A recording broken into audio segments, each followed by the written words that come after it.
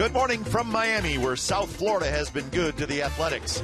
So far, Bob Melvin and the boys have rallied for 2 victories, and today they look to Tommy Milone to finish off the 3-game sweep. A's, Marlins, next.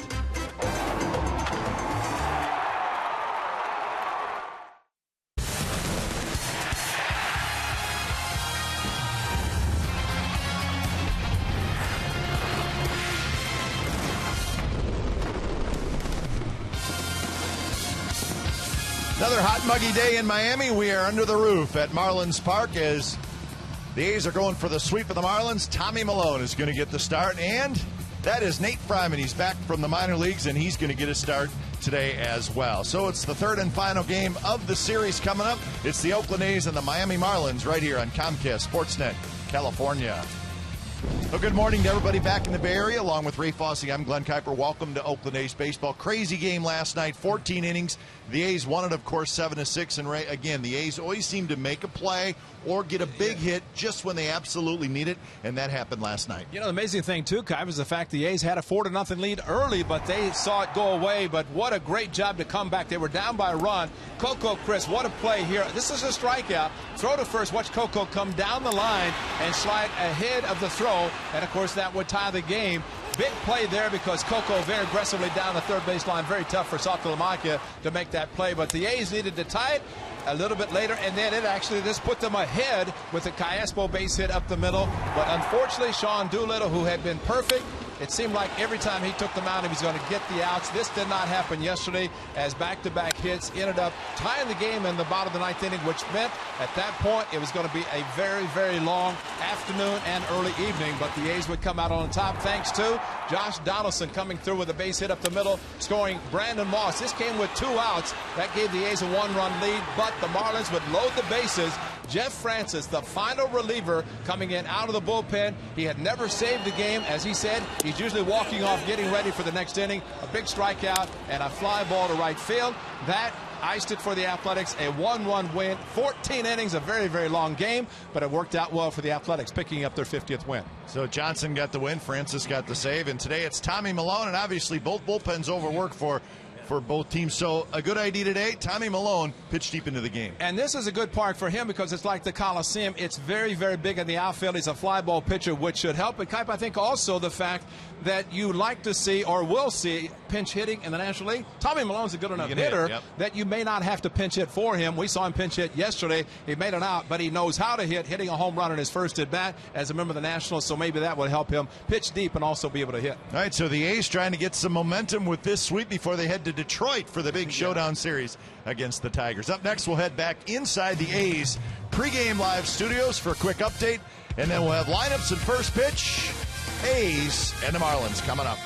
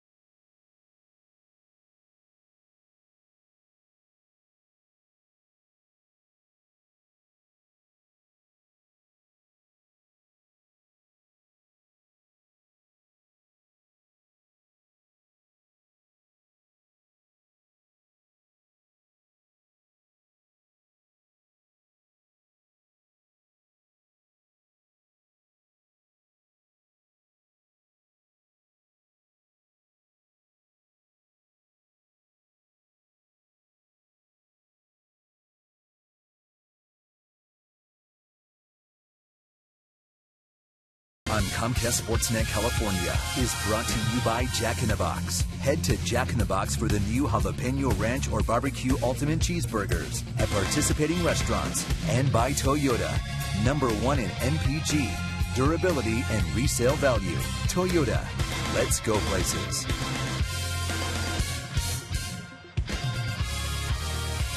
Well, we are set for the third and final game of this series between the Oakland A's and the Miami Marlins. Marlins wearing the orange tops this afternoon. So the A's going for the 3-game sweep. Let's check the game time weather for today. It's presented by the Santa Cruz Beach Boardwalk. Get to the beach. The admission-free boardwalk is now open daily. Hot and muggy outside, 90-degree the temperature, and the humidity at 50%. But inside, well, it's the same as it's been the last 2 days. Actually, Ray, inside this building, even though the roof is closed and the air conditioning is on, it's very humid inside this building. And I know we've felt it, and the players have talked about it as well. They have to open the roof at nighttime so they can get some sunlight, some way to grow the grass, because it is real grass, and they open the roof. So I guess it takes a little while to cool down. So Andrew Heaney is the starting pitcher, young left-hander. Craig Gentry is leading things off. We'll give you the rest of the A's lineup in just a moment, but we are set for baseball from South Florida. So Gentry in the box, and Heaney delivers the first pitch of the game, and it is low. A couple of wild games. A's won on Friday night 9-5, and they won last night 7-6 in 14 innings.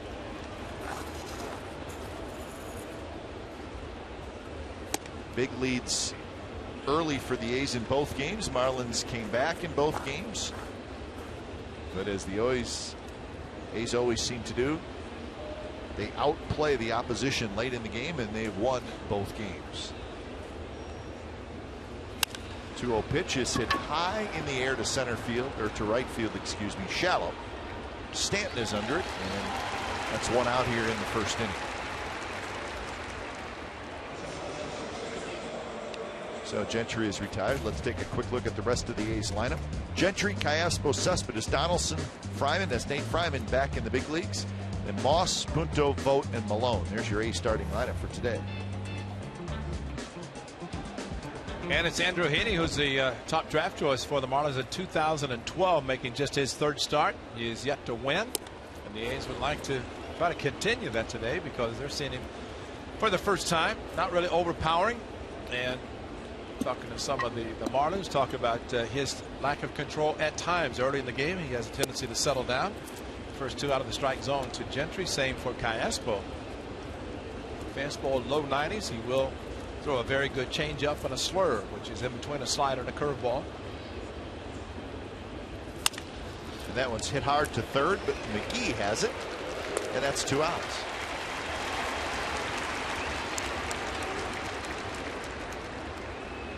Defensively for the Marlins today, it'll be Johnson in left, Yelich in center just off the disabled list, and Stanton in right. McGee, Lucas, Solano, and Baker third to first. Jeff Mathis is the catcher.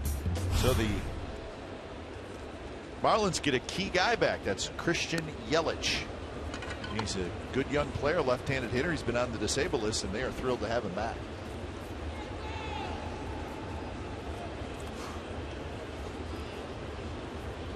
First pitch to Cespedes is a strike. Well, if the Marlins were to keep the A's off the scoreboard here in the first inning, that would be a moral victory for them. The A's scored 2 in the first on Friday. They scored 4 in the first yesterday.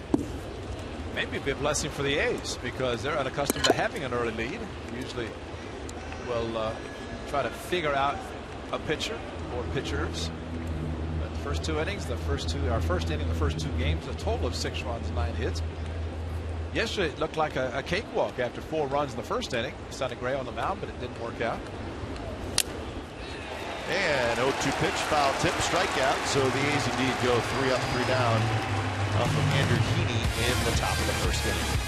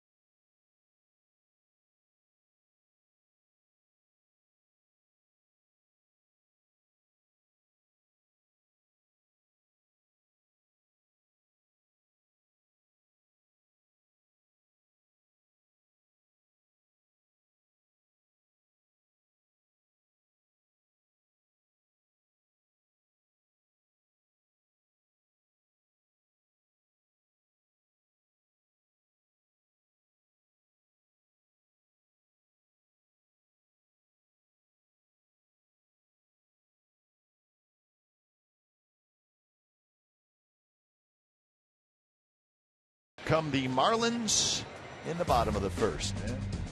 That's the leadoff hitter, Christian Yelich. Again, a left-handed hitter. Then Johnson, Stanton, McGee, Lucas, Baker, Solano, Mathis, and Andrew Heaney. Tommy Milone, familiar with the National League. He's had a start against the Marlins when he's with the Nationals. Of course, he has also been able to swing the bat well. He pinched it yesterday, looking for his 6th win. 2-0 in the month of June. A very unexpected no decision maybe in his last start, as the Red Sox had a 6-1 lead. Tommy gave up a couple of home runs in the last start last Sunday, but the A's tied the game but lost in extra innings. But Tommy Milone should suit well for him in this very, very large park. So Milone is ready, looking for his 6th win of the year. First pitch to Yelich is up and away. We might mention that Tommy Milone's getting extra rest also. He pitched last Sunday, so he's had the full week in between starts. We saw yesterday that Sonny Gray didn't suit him well. Yelich skies one right center, hit a ton, and it is off the wall. Yelich can run. He's going to try for third. The throw is there, and it rolls away. And now Yelich is going to hustle home, and he's going to score. Welcome back, Christian Yelich. Said to be a triple and narrow on somebody as the ball got away from Josh Donaldson, probably on Punta, who made the throw, but a fastball inside part of the plate. And would it have been amazing if this young man comes off the DL and hits a home run? Came close as the ball is off the right center field wall. Got it back in. Looked like it's going to be a decent play at third. The throw, that was Castro, not Punto, and the ball got away, and Yelich got his running in. First game back, and he can definitely run with the long strides. He knew he had an easy triple. At least he thought it was easy. Turned it on at second base, and the ball hadn't hit. It might have been much closer, maybe even out, but it got by. And that quickly 1-0 after 2 pitches in this game. So as expected, a triple and an E4 on the relay throw. And you're right, I mean, it was going to be a close play, but that's always the scary part about that throw, is it has a great chance to hit the runner, and that's exactly what happened. Yeah. And boy, you just don't know where the ball's going to go if it hits the runner. And Tommy Milone backing up, but kind of in between where to be, and once it scooted away. So the first batter, first time back off the disabled list, and Yelich creates some activity. So 1-0 Marlins. As Reed Johnson falls behind in the count 1-2.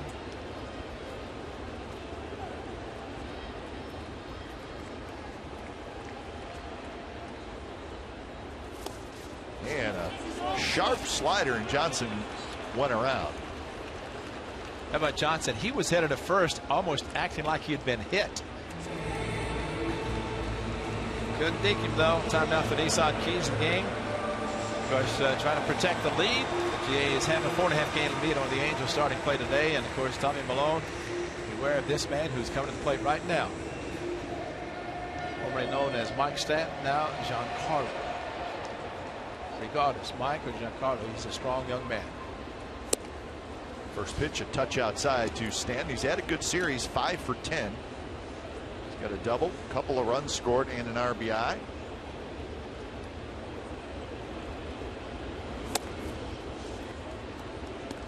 His double was last night in the 9th inning, a line drive down the left field line.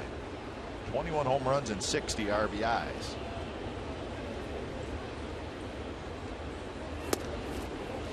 He's going to make Target Field look small when he participates in the home run derby, as you mentioned yesterday. So you think that upper deck, in Target Field and left field, where there's 2 levels, that's in danger, and you're probably right. So Stanton with the walk. Here's the A's defense for today. Cespedes, Gentry, Moss in the outfield. Donaldson, Punto, Castro, Fryman on the infield, and Vogt is the catcher.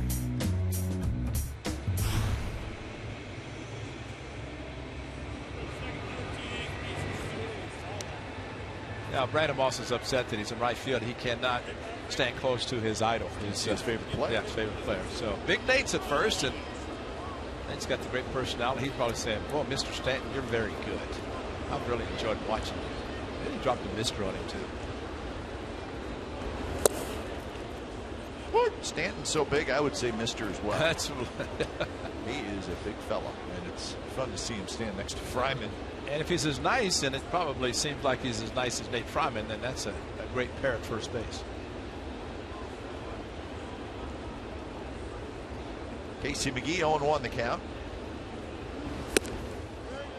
And he won around on a high fastball, 1-1, or make it 0-2, excuse me. Well, a good first pitch, and then he elevated the fastball, and Stephen Moulton wanted it upstairs, and he did. Changed the eyesight nicely. Usually you see that with a couple of strikes, trying to get a hitter to swing and miss on strike 3, but quickly 0-2.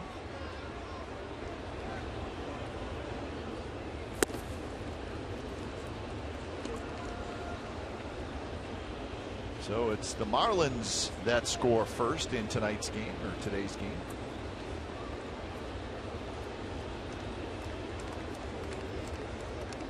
Couldn't he stayed on the DL one more day? Probably. Of course not. Could have waited till tomorrow, maybe. Activated as soon as they could. Malone grabs it, spins, throws to second, out there, back to first, double play.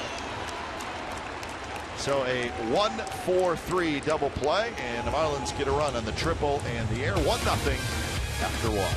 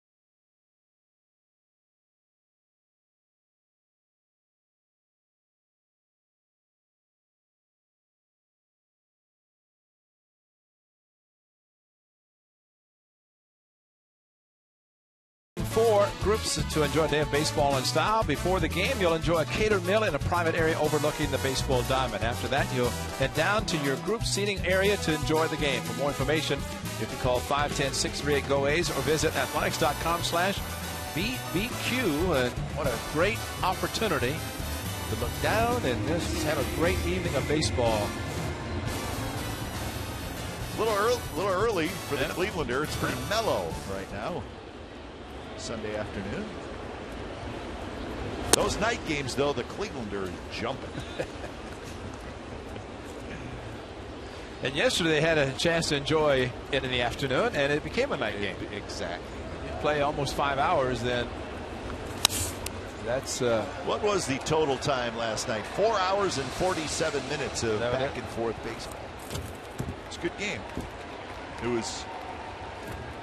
Well, every game's enjoyable to do, but it was a fun game to do. I would imagine a fun game to watch. A lot going on, ups and downs, highs and lows, momentum swings.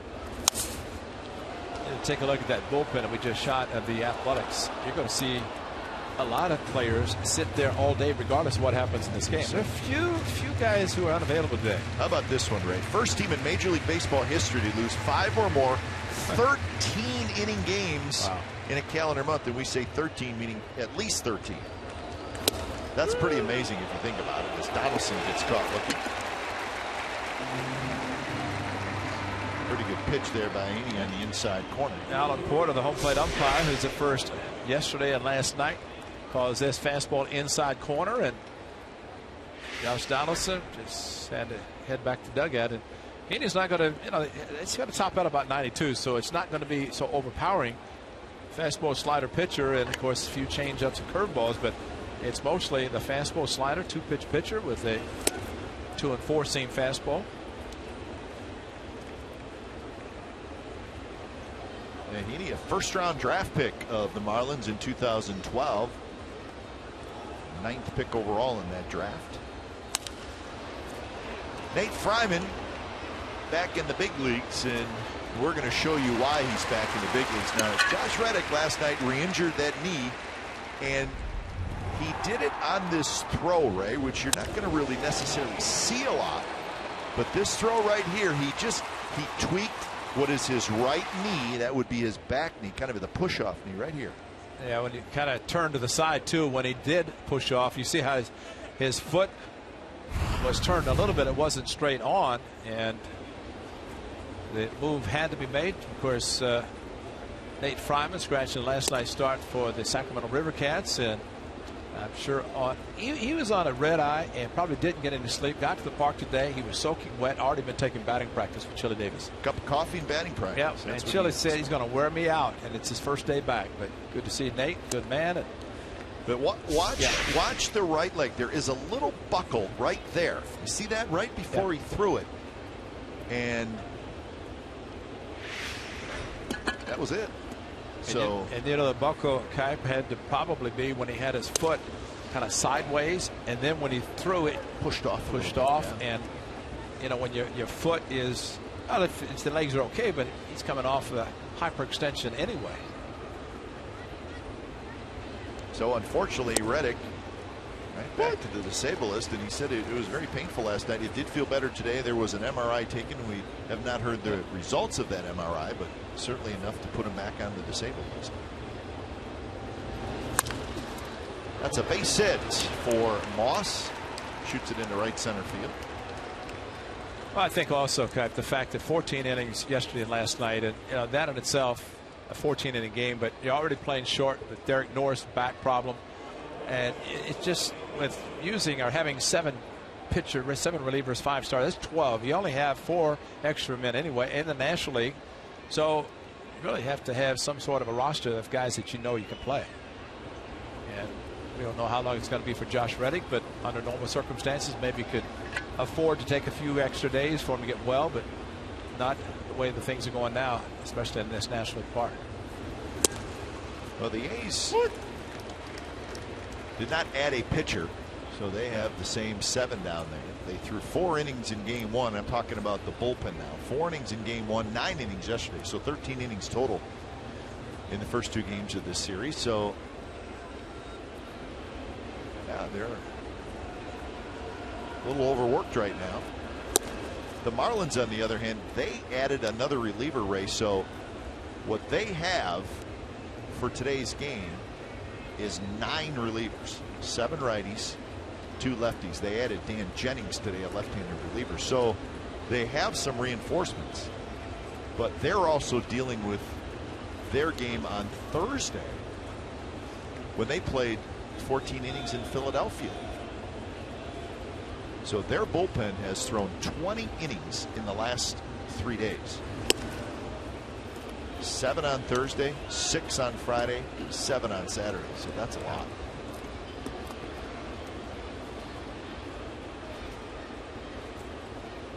So 9 relievers for the Marlins today.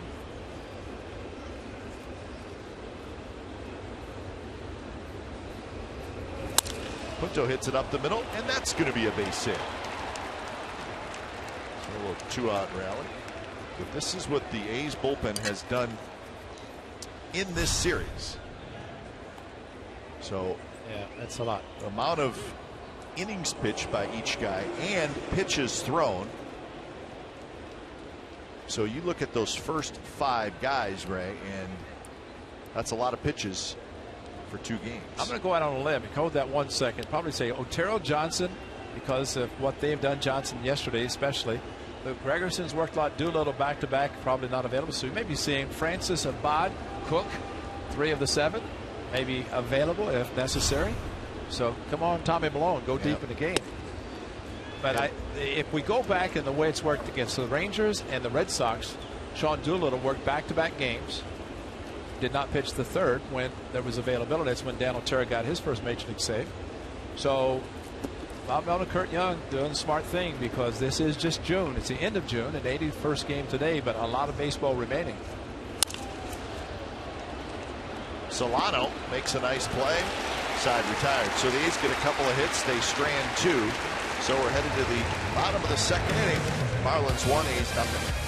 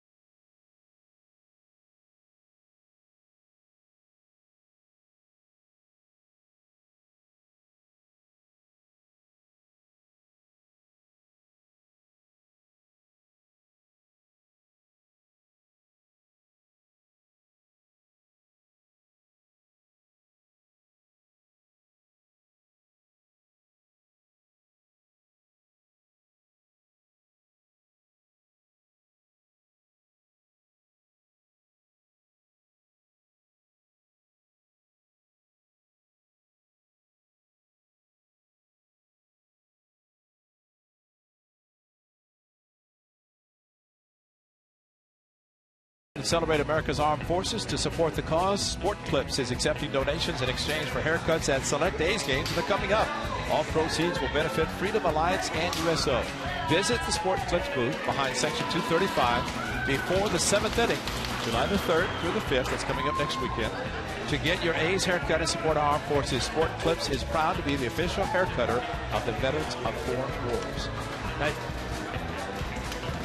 well, you want a good Cuban sandwich, you're in the right spot in Miami, and they make them right down here in South Florida. That guy, he's made a few in his day. That was awesome. Hey, if he worked 4 hours and 47 minutes yesterday doing that, he must be exhausted. That was good. That was fast. One of the great restaurants here in the ballpark, Taste of Miami. That's out in left field. But evidently they have Cuban coffee here as well. Yeah. That I understand is pretty strong. I saw some in the clubhouse, and it kind of reminded me of my time in Venezuela when they had Dimitas coffee. It was very strong. They called it cafe con leche, which means you better put a lot of leche in there. Because if you drink that stuff straight, wow. Which means, hi-oh, be ready to go. Strong. So you filter it with a lot of milk. And you know you're in your Miami for a lot of different reasons, but in our hotel, beautiful hotel, but there's a room, and it's called the rum room. And that's all they have, a room full of rum. So if that's your style, then you're going to enjoy that room a lot. But it's been a nice trip to Miami. I wish you guys were here in 2003, but that's a long time ago. So we get to see a new ballpark. Listen, that's a long time ago, okay, but it also rained every day at BP. And it hasn't rained here one time. No, and they've had the roof closed because it's the humidity, but I remember that time, actually 2 different times, but it was always running at batting practice time, and it was miserable, miserably hot. And Lucas strikes out for the first out here in the bottom of the second inning. But Tommy Malone, that was an unearned run in the first inning. Yelich triple and then scoring. But Tommy is very, very good. Good changeup way out in front. Lucas on the pitch. I know you and I looked at the weather forecast when we were in New York, and it said, as we expected, it's going to rain in the afternoon in Miami every day, and it has not. It's looked like it's wanted to a couple times, but yeah, it said for all 3 days, Friday, Saturday, Sunday, as high as 40% every day, each day to rain, but it has not. So maybe it's 40% in another part of Florida. That was just north of here. Yeah. We can see downtown Miami out through the glass windows in left field.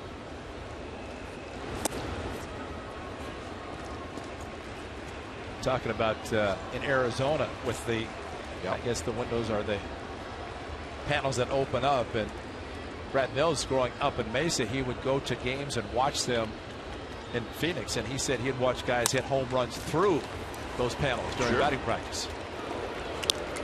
Baker's retired, so 2 outs here in the second. Yeah, those glass panels, they do open, we are told, and they're obviously not open now.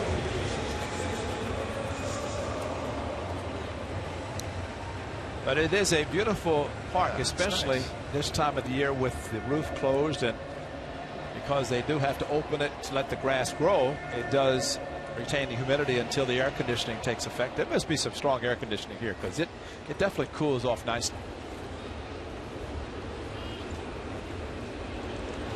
They're going to have a soccer match here in July, and they're going to have a college football bowl game here, which is pretty cool. And that's a good idea. When you have a beautiful facility like this, you need to try to pack it as much as you can. I agree. You have 81 baseball home games, and then postseason if they make it. But other than that, do it. You have a beautiful stadium that's open and available, and put a lot of different sporting events in here. Or in the case of the Coliseum for Clay Wood, which before the season, after football, he has the tractor pulls and the dirt, all the bring tons of dirt in. So use the facility if you can, and might as well. Upper deck is empty again today.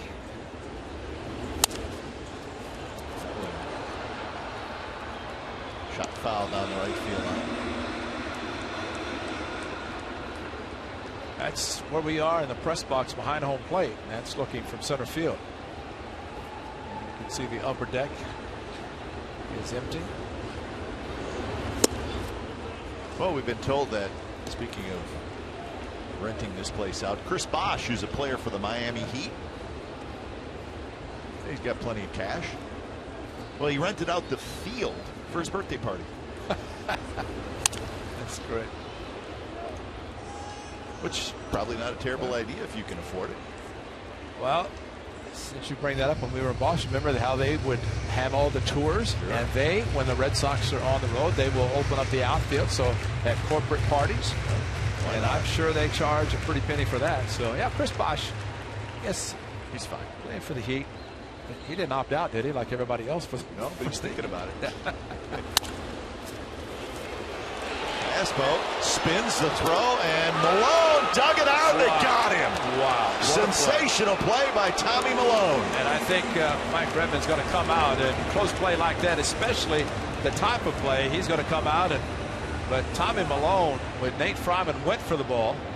And of course, the A's kind of hanging around just in case. And then Mike Redmond said, yeah, come on back. That was a tremendous play, Mike.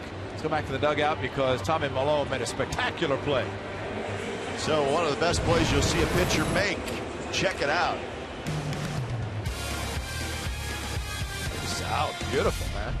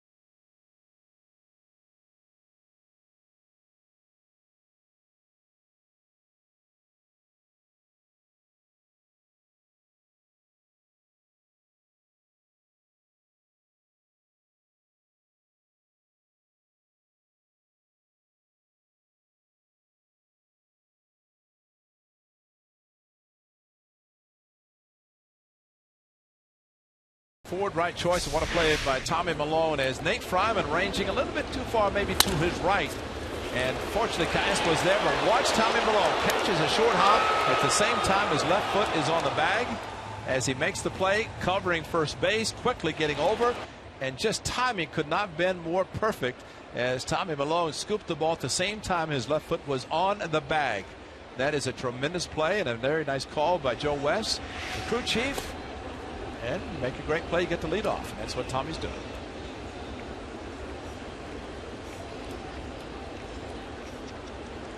Facing Andrew Heaney. And a strike call, 1-1. The short hop by Caiespo cannot fault him. He made a very nice play, but Tommy Milone, there's the foot on the bag and ball in the glove, and a very, very nice play. That one flipped down the left field line, and it's going to drop foul. There's so much going on in that play. You got to dig out a short hop. You got to bend down to catch it, and you got to have your foot hit the back. That is a terrific play. Look at that note. Last A's pitcher to bat in consecutive games was our old friend Ken Holtzman back in 1972. It was in September of 1972.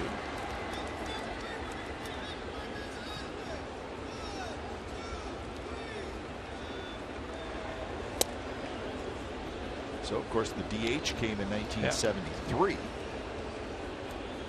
And I think from the A standpoint, Kenny Holtzman, Catfish Hunter, Vida Blue, there's a lot of Blue Moon, a lot of good hitters on that club as pitchers. Broken bat right back to Heaney, who stays down on it, throws to first, and that's out in the one. Of course, we remember the highlights of Ken Holtzman hitting in the World Series. That's right. Had a couple of big hits. And Tommy Milone got jammed and ground ball to the pitcher. Of course, Tommy played in Washington where the humidity is very high. He also knows that you don't exert yourself on a routine ground ball. He just made it halfway to first base, back in the dugout.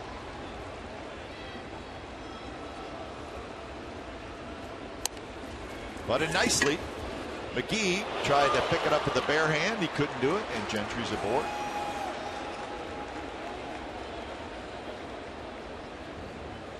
Just the threat, the speed, and McGee makes the play, at least puts the ball in his hand. He might have a chance because it was bunted a little bit hard. McGee kind of anticipating it, running in. So he, with Gentry about halfway to first base, McGee right there, bobbled it, did not have the grip, and he is very fast, and that's the good news. Sprinter speed, and he's not even worried about looking back, just sprinting to first base. A couple of leadoff hitters in the game today with tremendous speed.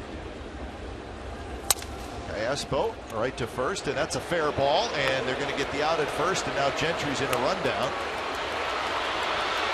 And Gentry is tagged out, so just like that, it's a double play, and the A's are gone in the top of the third. Bottom of the third coming up. Mathis to lead it off, and it's 1-0 Miami.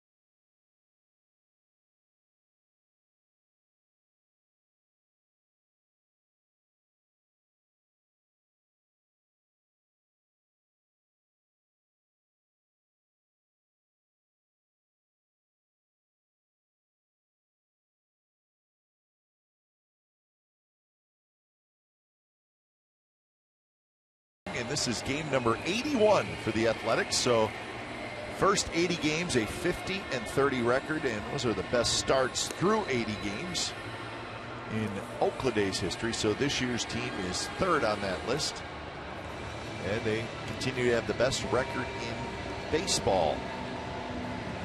So just a shade behind the 1971 team that was a playoff team, and of course the 88 team was a World Series team.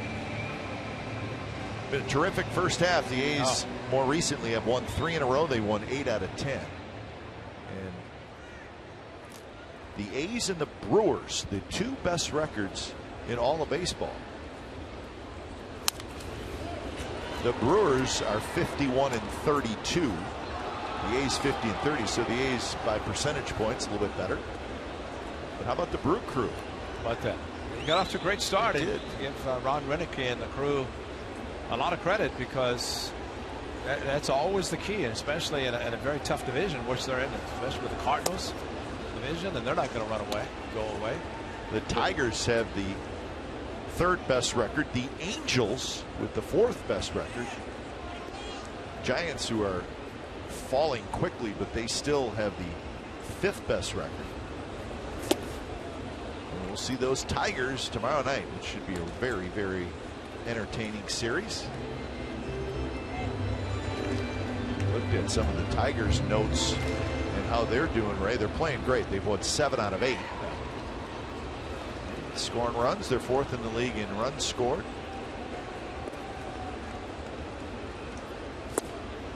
They got 3 hitters in the top 10 in hitting. Martinez is third, Cabrera is 6th, Kinsler is 8th. Remember the old saying that we talk about, it's not who you play, when you play them. Remember that stretch where the Tigers came out of Boston and didn't play very well at all for about 2 weeks? Yep. And they've recovered. Yeah, they were struggling big time the first half of this month, but now they're playing great baseball. So it should be a good series. Pitching matchups: Casimir and Sanchez on Monday, Mills and Porcello on Tuesday, and then Wednesday, Jesse Chavez and Justin Verlander. We will televise Monday and Tuesday for you. Wednesday will be radio only. So that's what's coming up. And what's coming up in this game is that with the hit by the 8th place hitter Mathis, it will be a bunting opportunity for Heaney. So that's what Josh Donaldson was talking to Malone about. Not a lot of speed at first. And that's important in this situation, because Donaldson and Fryman both charging. Donaldson more aggressive than Nate because he's trying to hold the runner close.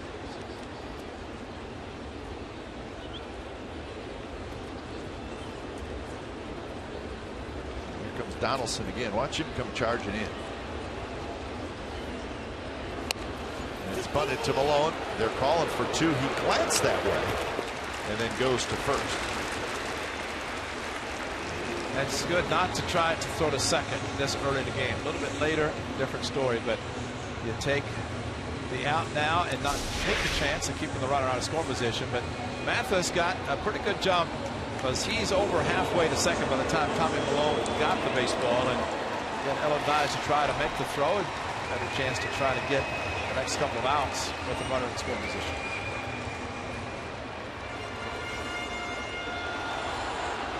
So here is the leadoff man, Christian Yelich.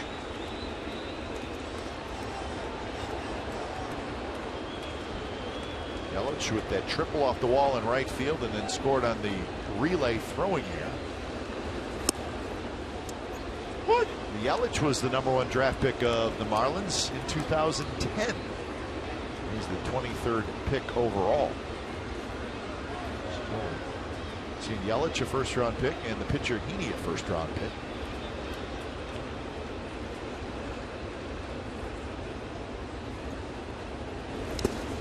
Yelich is from Thousand Oaks, California, and he's just 22 years old. Tommy Malone from Southern California, so the guys going head-to-head from about 3,000 miles away.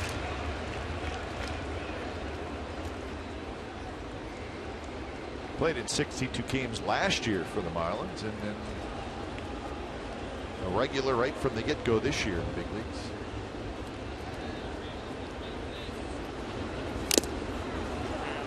Good pitch there by Malone, running in on Yelich. Remember the ball that John Jaso had getting past him, hit the backstop, and came back to him last night. Found tip, similar pitch that Yelich hit for the triple as this location, but Jaso said that was a cross-up. That he had it go past him. He had called for a changeup, but Jim Johnson didn't see all the fingers and kind of blocked a little bit of the shadows. And he almost made a spectacular play on the rebound. For some reason, Stephen Vogt went out to talk to Tommy Malone after that last one. I don't know if it was for the runner at second for the signs, but some conversation ensued. Malone has it, and Malone throws to second, and now hustling to third, and he's going to be safe. Mathis, and Yelich is at first. Well, unfortunately, Tommy Malone made the mistake of throwing the baseball. He's got to run at him, because all Mathis was doing was waiting for the throw. And whether it was to third or to second, he was going to go to the opposite direction. But he had him dead to right, but right there, run at him. Once he threw, see, Mathis just started towards third base, and at that point, there was absolutely no chance to get anybody. Tommy knew it, just reacted, unfortunately, to allow Mathis, and knowing the speed of Yelich, too.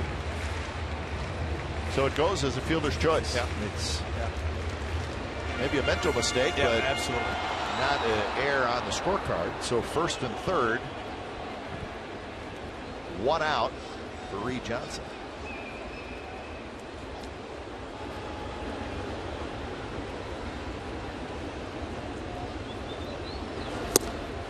And there's a strike.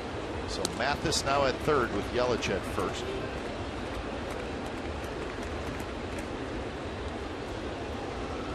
Yelich has 10 steals. He's 10 for 11 in that category. So speed part of his game as well, as we saw on the triple.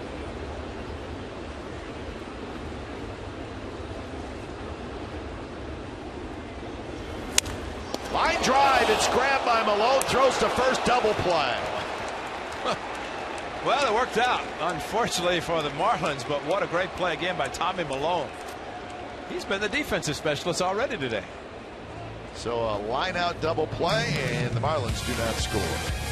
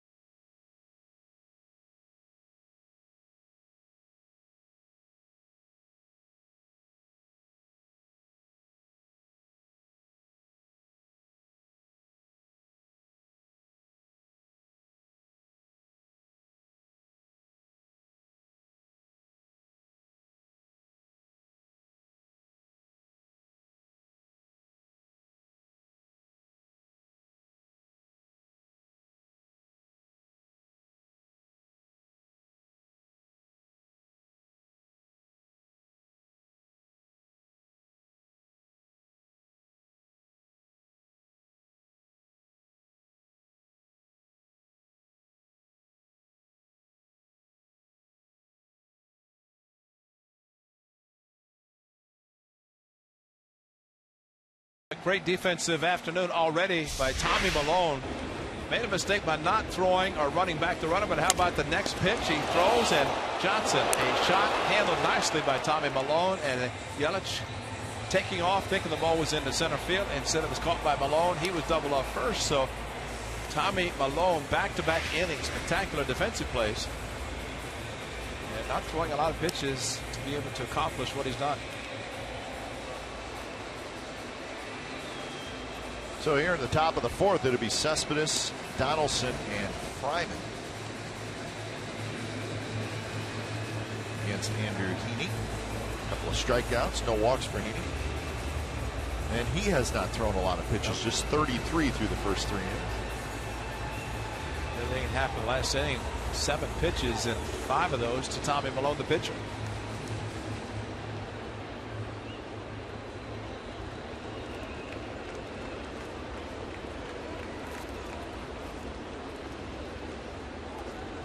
Cespedes struck out swinging to end the first inning. He's 4 for 12 in the series. He's also sitting on a 12-game hitting streak, which equals his career high. That's the longest by an athletic hitter this year. So he'll try to extend that today.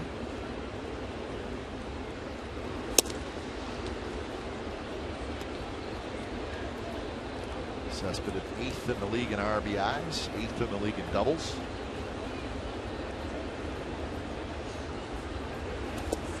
That one well in the dirt. They're still looking for their first home run in this series. And a couple on Wednesday in New York, did not hitting Tuesday against Bartolo Colon, but a little bit of a drought for the A's this week. But doing a good job manufacturing runs, which they did in the first 2 games of the series. Hit to right field, but Stanton comes in a couple steps and he makes the catch. Yeah, the A's have 34 hits in this series, but no home runs.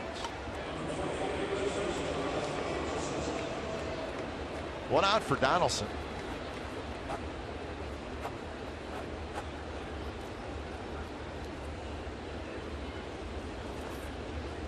It's always good to see the puppet guy here.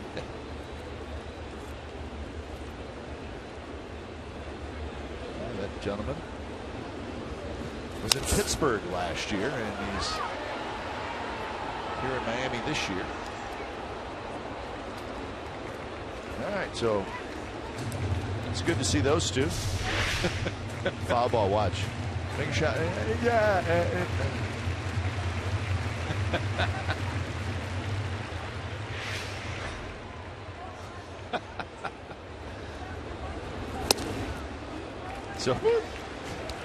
So maybe he's not Edgar Bergen, but he's close, right? Right. Just trying to think who the puppet looks like. Who's the Eber, the big mustache that goes, I don't know what I've seen before, but that's a very, very big mustache. It wraps around his face. Or not. Maybe it's just hair. He looks like our audio guy in New York. That's what he looks like. That's right. Oh, he's going to have a cerveza. 3 buddies hanging out.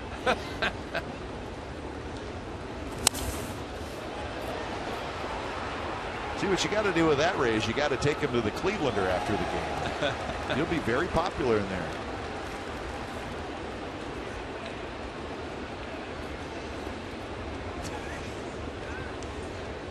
There's something funny, but also something very wrong about that. Yeah, exactly. The fact that we're showing it as much as we are.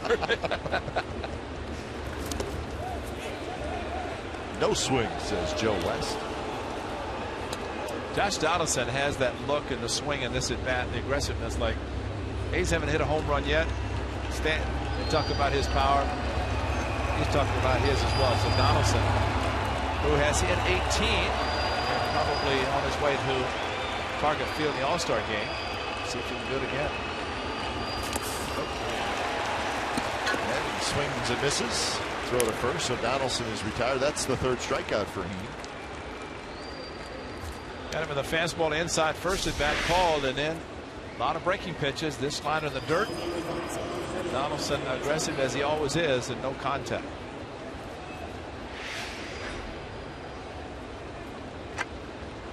So with 2 outs, here's Nate Fryman.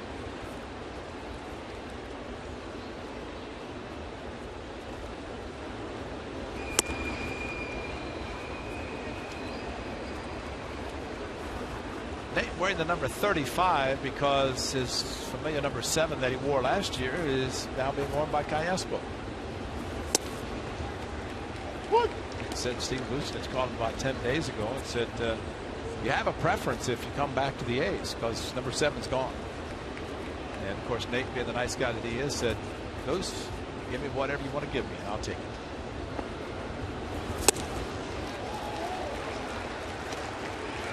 I was talking this morning about how he actually has changed his hitting stance and style. Remember, I mean, he's very tall. We know that he's 6'8", but he was pretty spread out last year. He's much more upright this year, and his hands are a little bit lower. Absolutely. So, I mean, he looks a lot different than he did last year. Well, just watching his hands and his setup, the way he kind of waggles the bat a little bit, but keeps the hands down near his waist. Yeah, that's completely different. Yep. This one's popped up toward the line and right. Stanton, a long run, and Stanton's going to get there, and he makes the catch. Side retired. So Andrew Heaney with a 3-up, 3-down inning, and we're on to the bottom of the fourth. Still Marlins 1, Athletics nothing.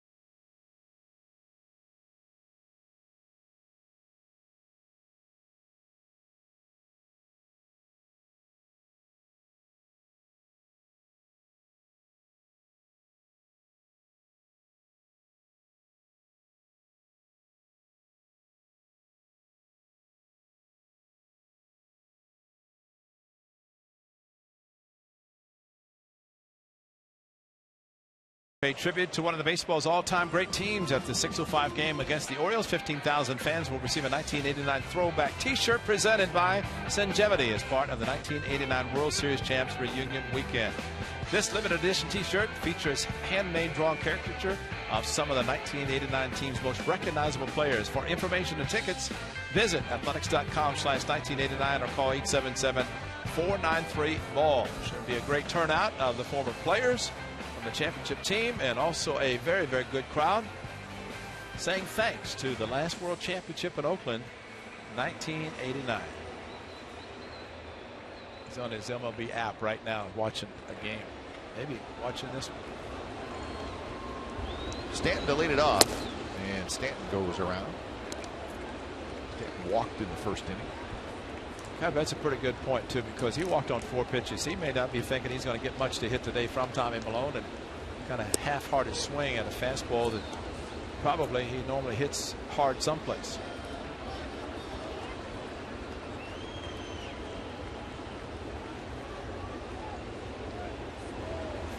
Inside, and now 2-1.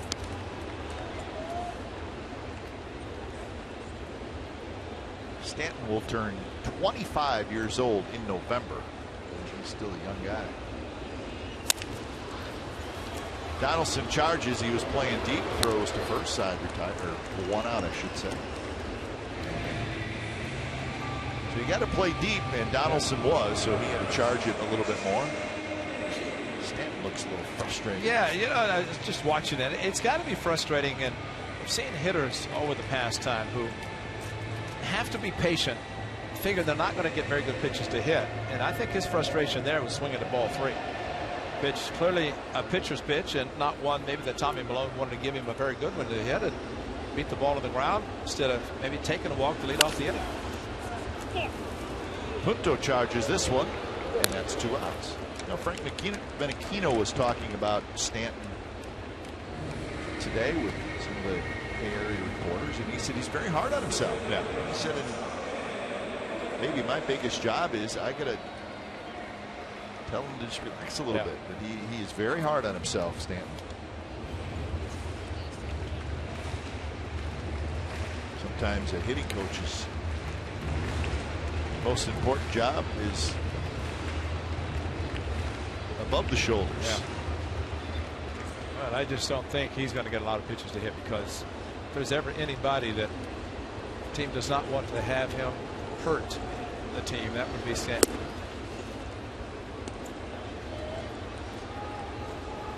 So this is Ed Lucas playing shortstop today, hitting in the 5th spot.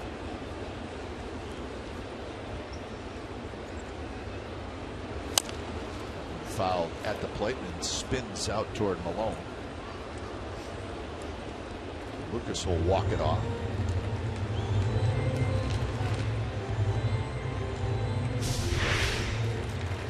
A good fastball inside and straight down, and no protection there to help.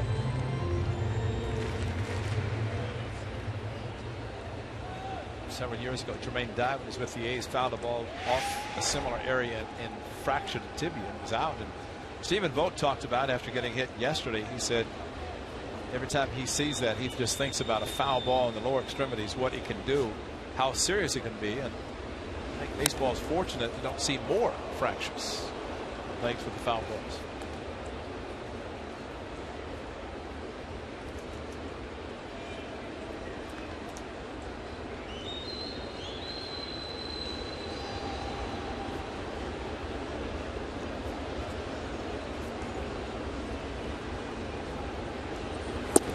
Pitch is a changeup. Good take by Lucas.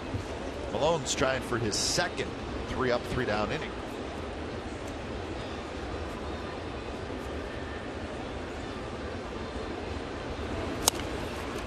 And he backhands this one. Nice play by Malone. Flips to first, and he gets his 3-up, 3-down inning. So we're on to the 5th inning. It'll be Moss, Punto, and Vogt. The Marlins hanging on to a 1-0 lead.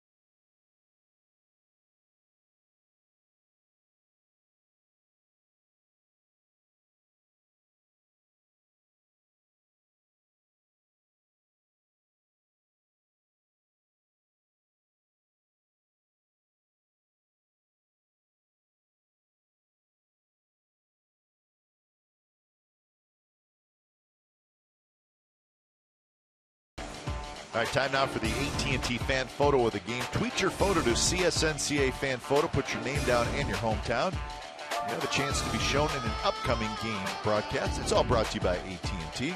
That's Jessica Rubalcaba from San Jose, and that's good right there. We appreciate Jessica with multiple photos. And we hope Jessica's watching the game today. It's the Marlins 1 and it's the A's 0, and it's the top of the 5th inning. Moss, Punto, and Vogt.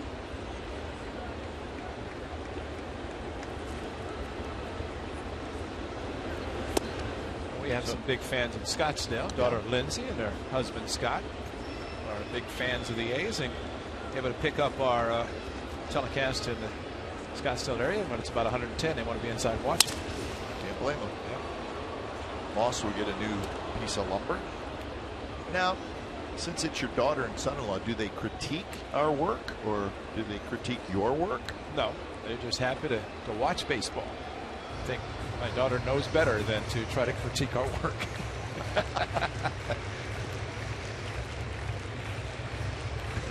They're just fans. They're just big A's fans. That's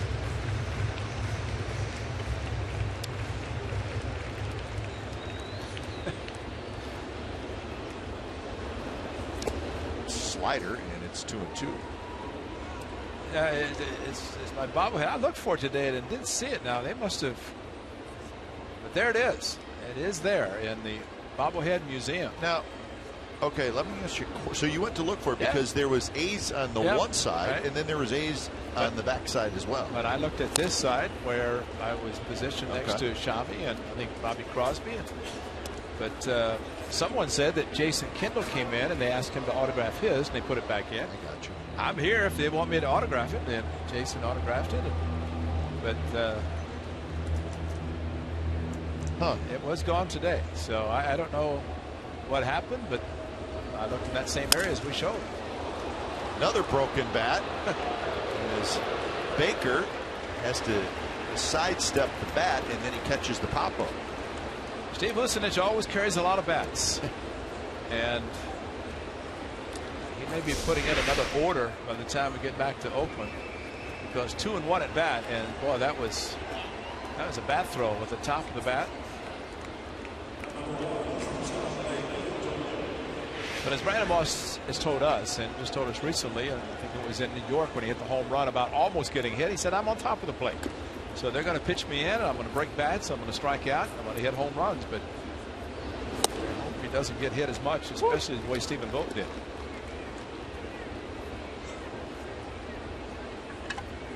So 1 out for Punto, who had a base hit. The A's had 2 out singles by Moss and Punto in the second inning, but could not get him home. And that's another hit for Punto. Shoots it right back up the middle. Punto gets the A's 4th hit, his second. And that'll bring up Stephen Vogt, who got hit yesterday. Check the left knee. He tried to get out of the way, and it got him right on the knee, and he showed the seams on the knee, and he felt it. But he brought up a point. You know, he played right field and then went into catch. Actually, no, he didn't catch because Jason caught all 14.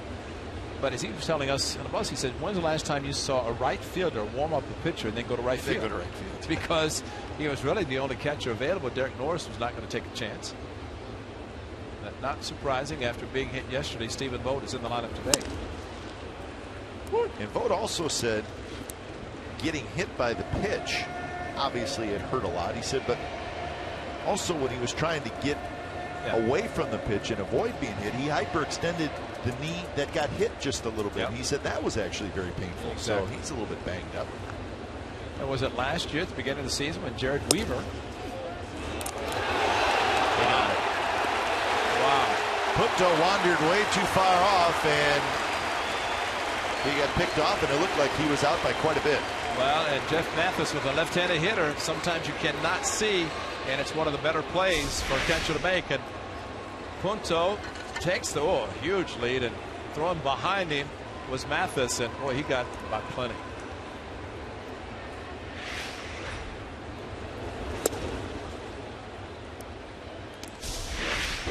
Watch Mathis, the catcher. That perfect throw, and that's a big out, because it does now put the emphasis on Vogt trying to get on. Also the fact that Tommy Malone once again in the on deck circle, where he led off the 3rd inning. So 2-2 to Vogt.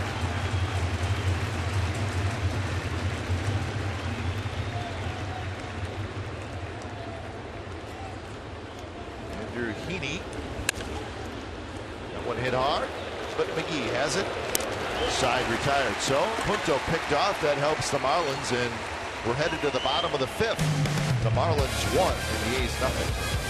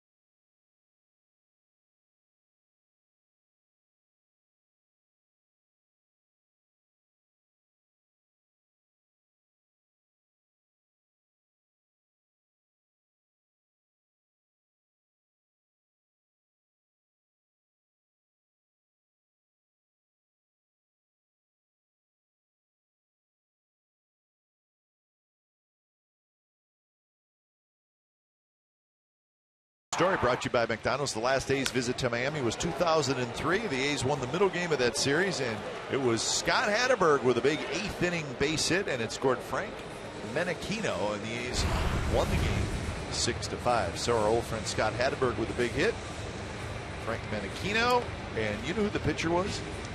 Tim Spooneyberger. That's right, I'm not making that up. Tim Spooneyberger. So that was at Sun Life Stadium, which back then was probably Joe Robbie Stadium. Yeah, definitely was, and it probably rained.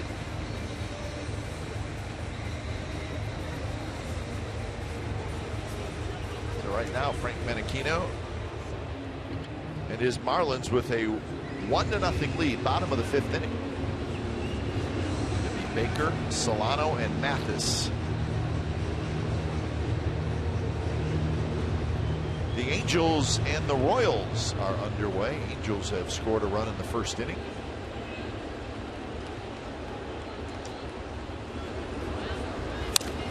Pitch to Jeff Baker was rolled foul. The Angels have won 7 out of 8. That's the rubber game of that series. Wilson for the Angels, Guthrie for the Royals.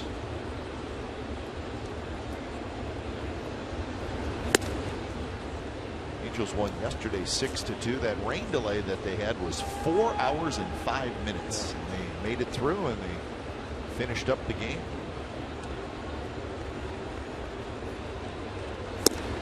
Angels will head to Chicago after that game in Kansas City, so they'll have a 3-game series against the White Sox Monday, Tuesday, and Wednesday. Same time the A's are in Detroit. And I think Chris Sale, is he pitching today? So if that's the case, they would miss him.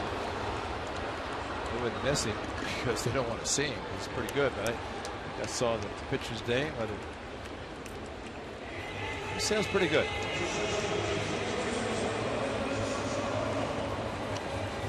What's it look like? You have the. For some reason I saw him today. I didn't know what. Sale? Yeah.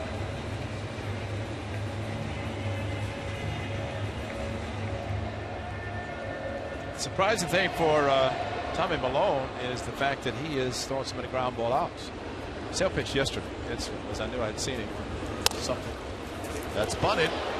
Vogt throws, and he throws it down the right field line. And he called him out. And they called him out. Yeah, called him out for running down the baseline. And Alan Porter, the home plate umpire, said, "You're out."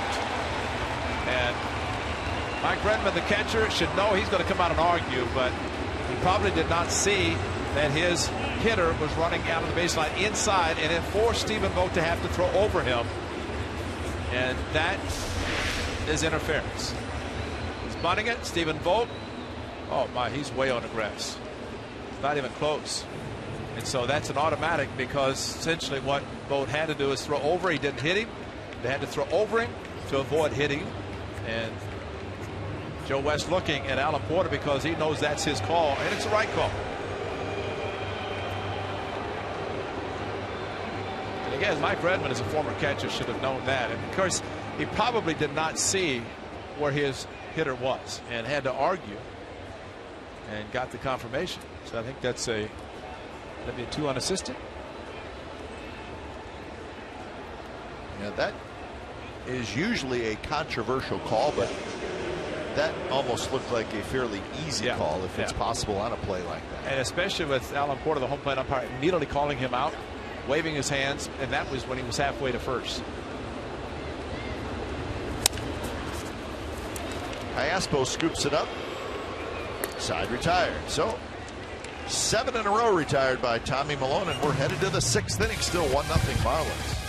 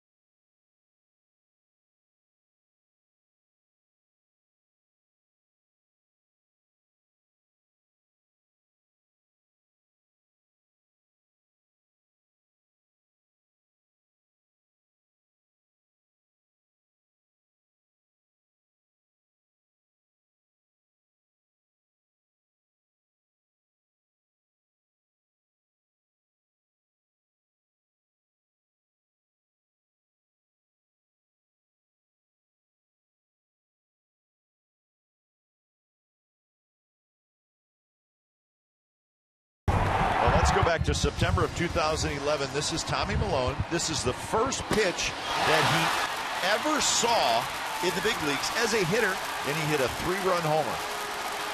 First pitch, he took a whack at it, and he hit it out. Dylan G from the Mets. How about that? How about that standing ovation curtain call? That's beautiful.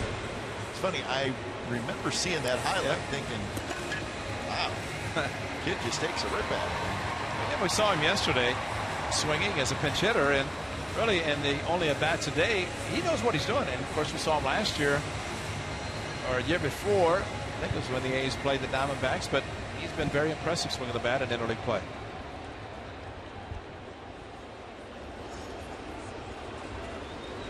So he's got 4 career hits and 21 at bats.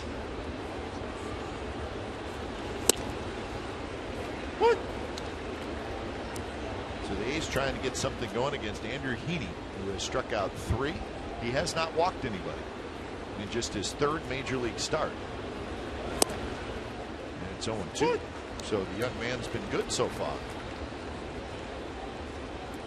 Well, we have seen what has happened before with A's facing a pitcher for the first time. Of course, they've done that in this series and have done quite well against the starters.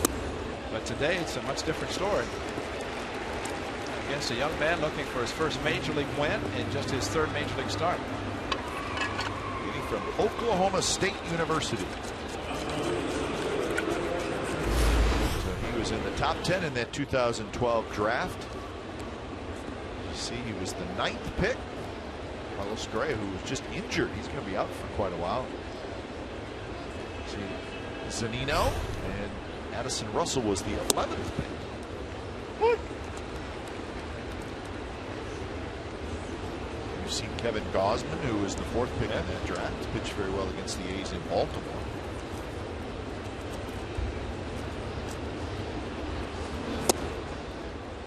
And it's 0-2 to Gentry. So Heaney's pumping strikes in there in this inning.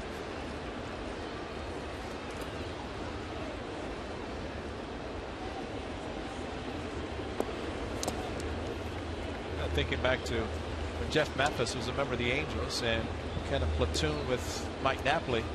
Mike Scioscia always liked the ability of Mathis to call a game, block balls, throw, did everything behind the plate, and he was just looking for a little bit more offense.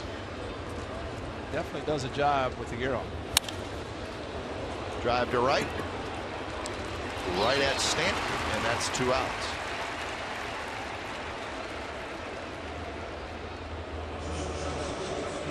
Ball kind of hung up there. Interesting, Ray. I saw Coco Crisp this morning, and I asked him about playing the outfield. I said it looks big. Everything about it seems big. How is it playing? Does it play super big? He said it plays really big. He said, but that was interesting. He said, but the ball hangs up. What? Yeah. Which you don't hear that a lot. But he said, yeah. He said it plays big, but the ball does hang up for you. I don't know if that's maybe because of the roof being close. Who knows? I don't know why, but.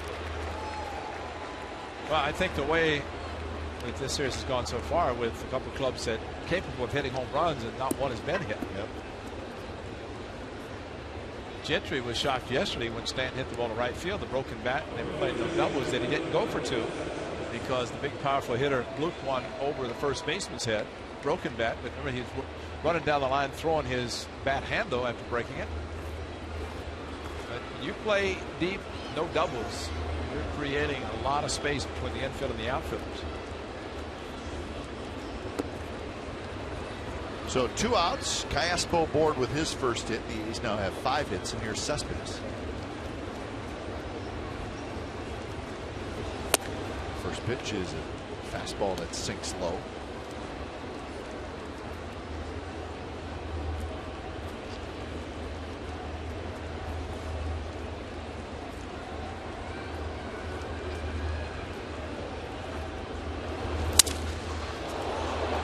Shallow right, Stanton coming in, and he'll play it on a hop, and Callaspo's going to try for 3rd, and the throw is just a touch off line.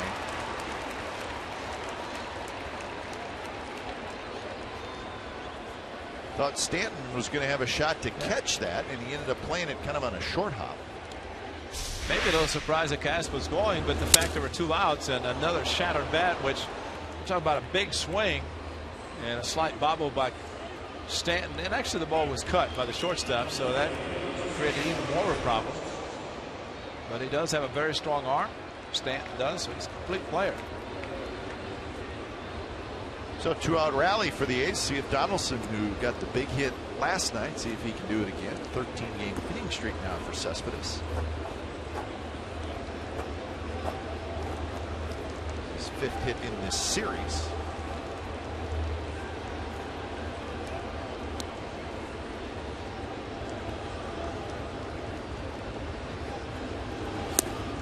His first pitch is a strike. Donaldson has struck out twice, once looking and once swinging. Is Heaney.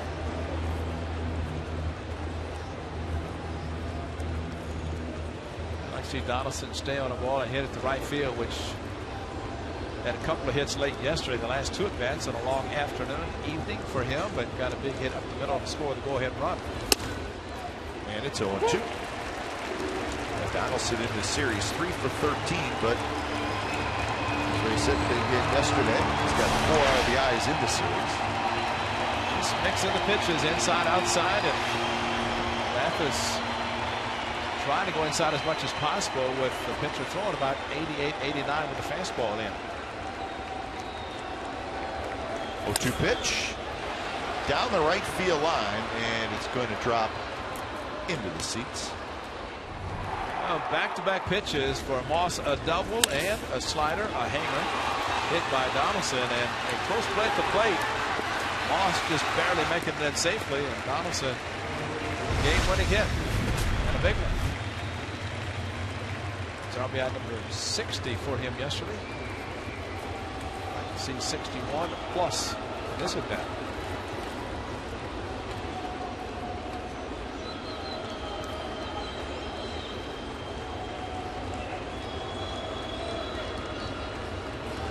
Two pitch, and that's a base hit left field, and the A's have tied it. 2-out rally. Caspo trots home, and Donaldson does it again. Trying to throw him the same slider that he threw him last at bat when he chased it out of the strike zone. But with Donaldson, you make a mistake, and he did. He left the slider up, and Donaldson crushed it. Ball shoots through the infield rather quickly, and watch this ball stay up to Donaldson. And breaking ball right into the wheelhouse.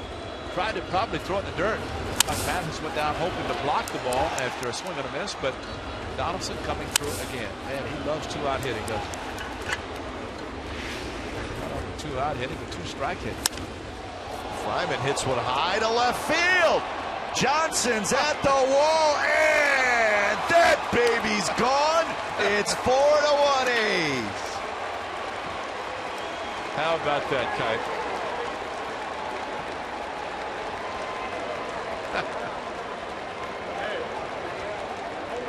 Takes a guy traveling 3,000 miles to hit the first home run of the series for the Athletics. And you talked about his change in swing and aggressiveness, and he showed it.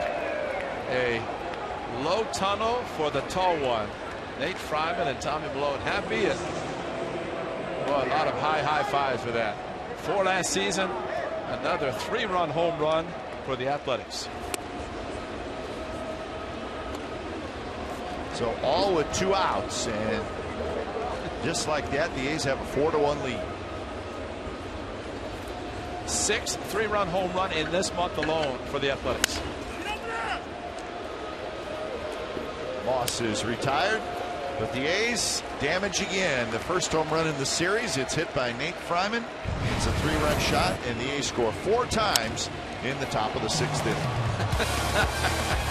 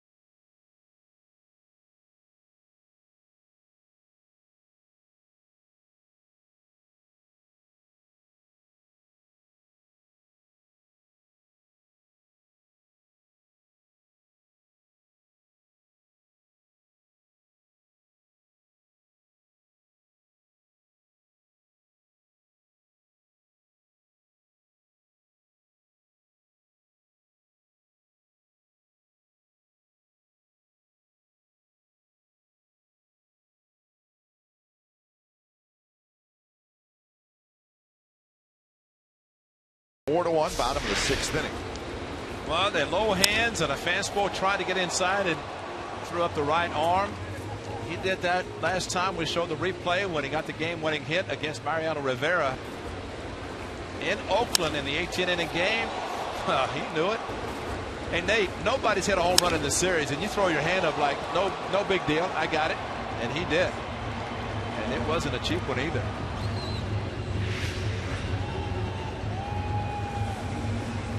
So it looks like we're going to get a pinch hitter for Andrew Heaney, and I would imagine 5 minutes ago the Marlins didn't think that this would be the situation. Heaney had 2 outs and nobody on in the top of the 6th inning. So Tommy Milone with the shutdown inning opportunity. Marcelo Zuna is going to pinch hit. Not in the lineup today, but he will get a chance to hit here.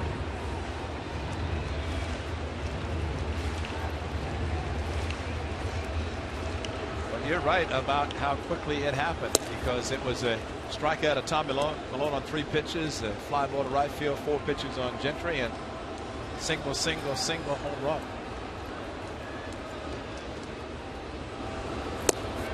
There's a strike. 1-1 the count. Ozuna 262, 13 home runs and 46 RBIs.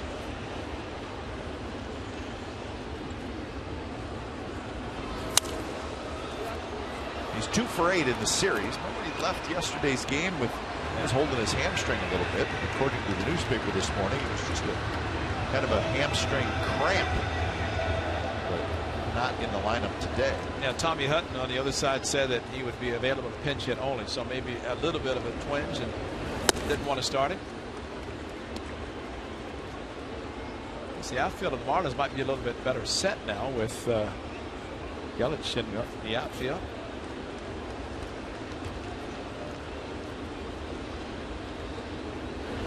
Pretty good young outfield. Ozuna, Yelich, and Stanton. Exactly.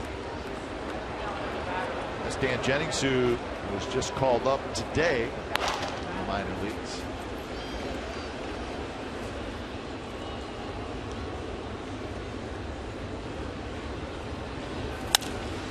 That one's hit pretty well to right field.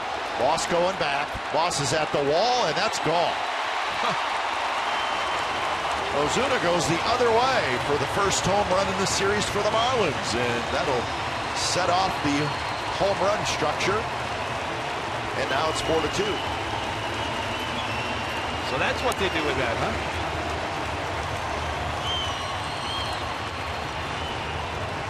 So an opposite field home run.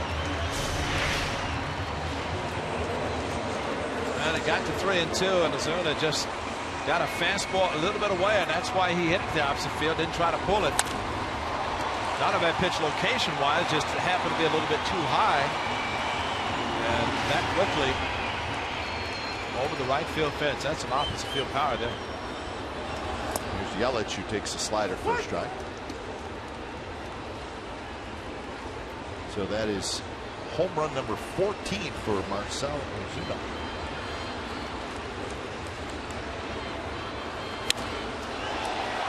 That one is hit to right, but this will stay in the ballpark as Moss goes back. 1 out.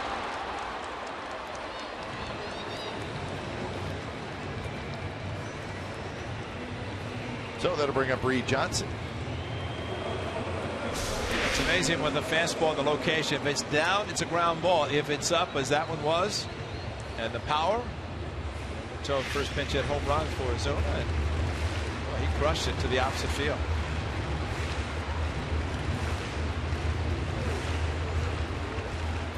Reed Johnson has struck out and he has lined out. He lined into a double play in the 3rd inning.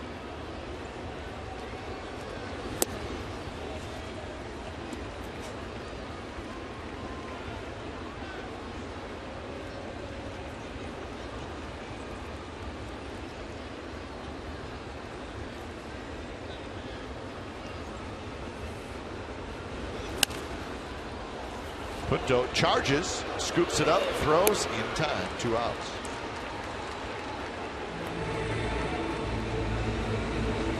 Reed Johnson is 0 for 3.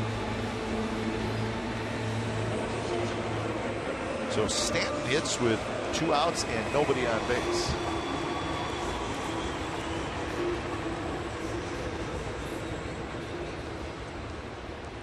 Stanton a walk and a ground out. He's 5 for 11 in the series.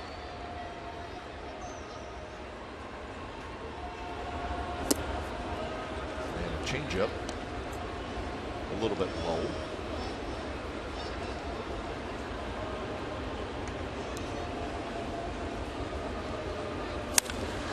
Line shot foul down the left field line. Be careful down there.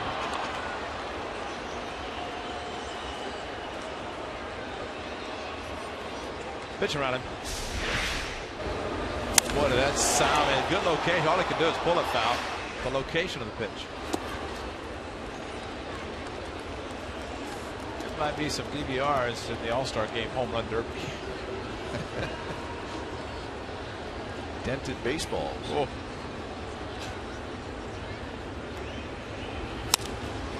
That one's hit to right center. That's hit a long ways, and that one is caught by Moss. What a play.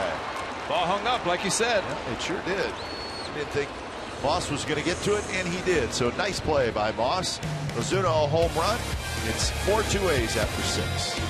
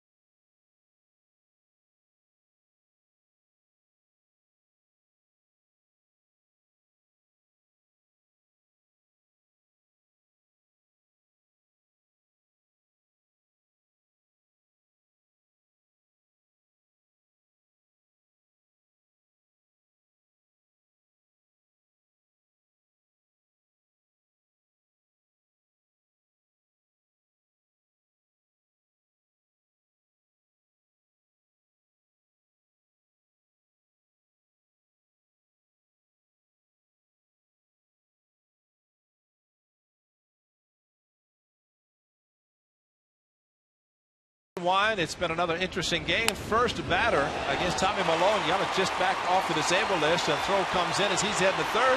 Hits off him, and he gets a triple, and he scores. Reeled an unearned run, but Tommy Malone settled down. He's done a tremendous job at swinging a miss in the first inning.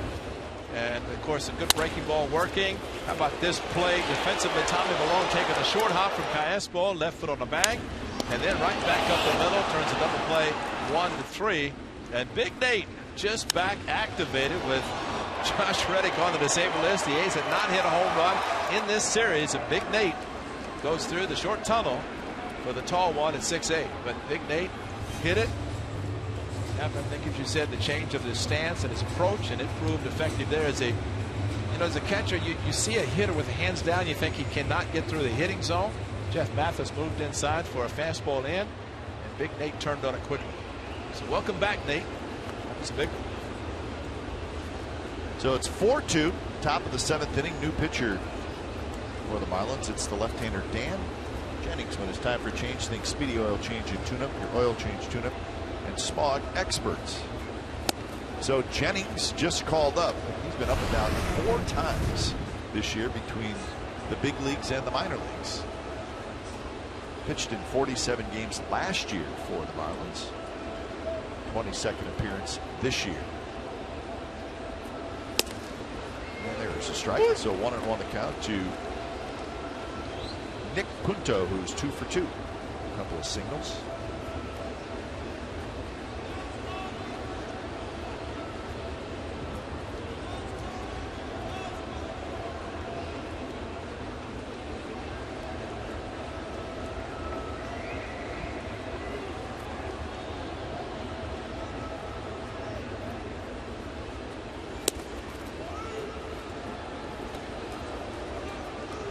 Punto getting the start at shortstop today.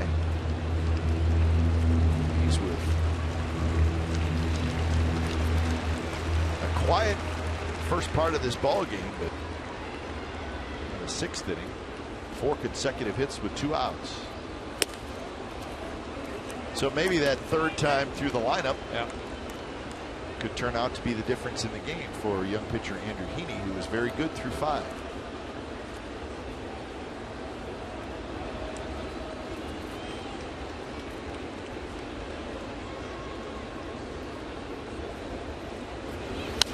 Pitch is foul back. But things are going the A's way. If you look at that inning, get the first 2 outs.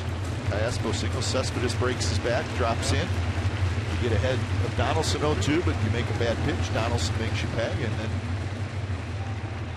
Fryman caps it off.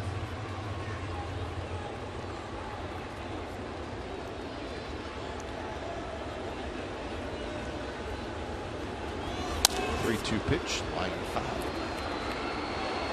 It's one of those starts. If you're Andrew Heaney, you're saying, "What the heck just happened? Yeah. What happened?" Ambush. Yeah, that fast. And I think Turner was thinking the same thing yesterday. As first 2 outs, 2 strikeouts, and then double single, back-to-back pitches, and a losing pitcher.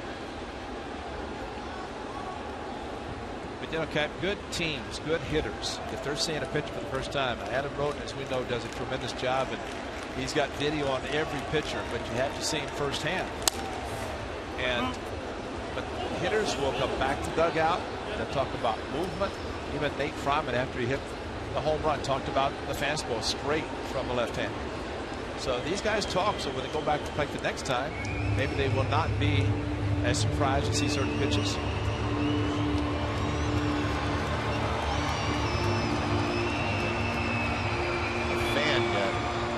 By that foul ball down the right field line, it skipped up into the first row of seats. So Nick Punto out at home plate, and Joe West going over to talk to Jennings, and maybe to say this is what happened, the reason we're slowing it down.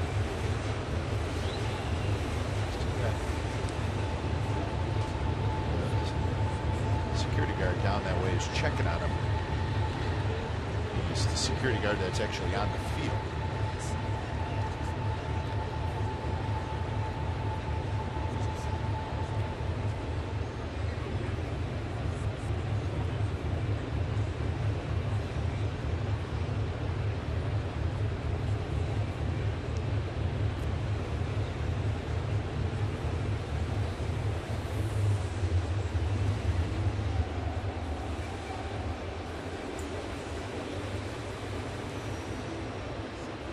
That one looks like it just skipped right over that little sidewall and then up into the stands.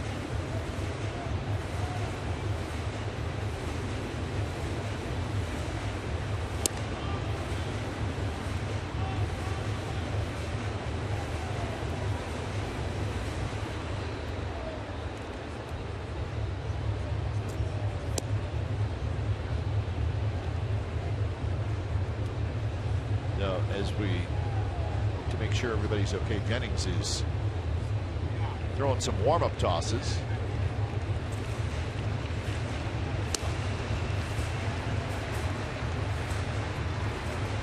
It looks like I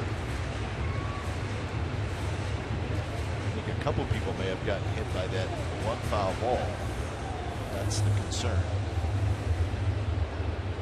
The concern also is Nick Punto, because he stepped out, and no hitter likes to even think about it, but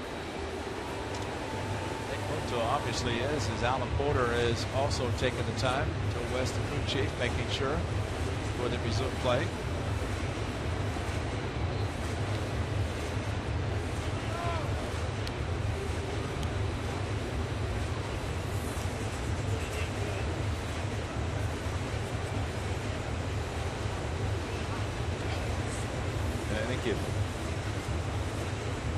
I think the reason the game is being delayed is because one of the people that got hit is in that first row, and they are attending to that person, but it's right in the front row.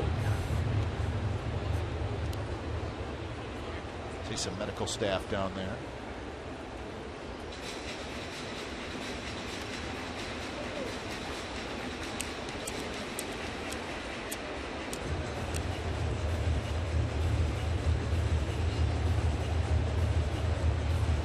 You see the concern on Nick Punto's face.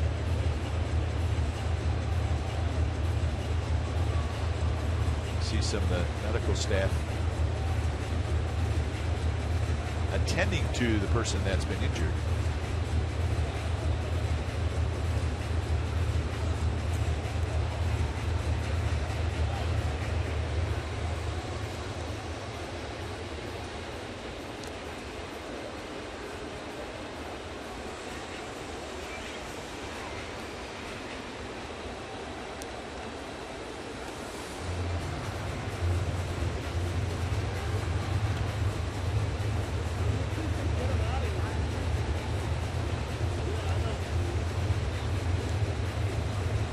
Possible too, Ray. They may want to.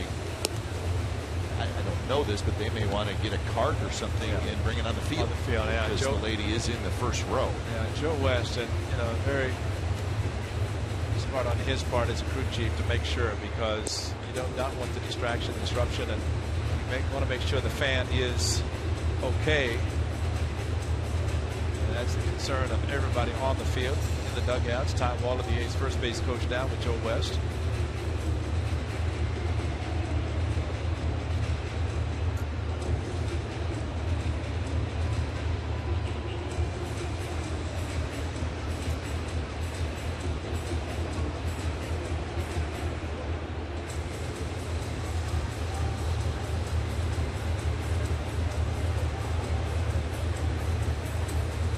Now we see some type of small, maybe golf cart type thing with flashing red lights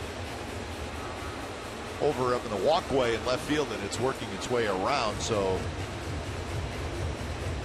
we'll see how the injured person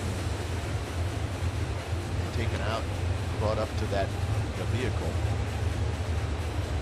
It's the walkway around the lower level corridor.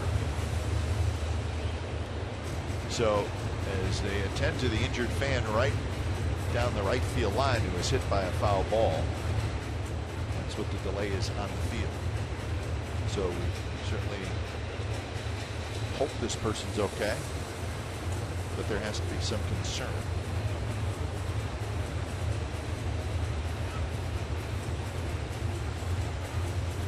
So we're going to take a break. We'll be back in just a moment with the A's leading 4-2 here in the 7th inning. It's like you vote. It's like you vote for the president.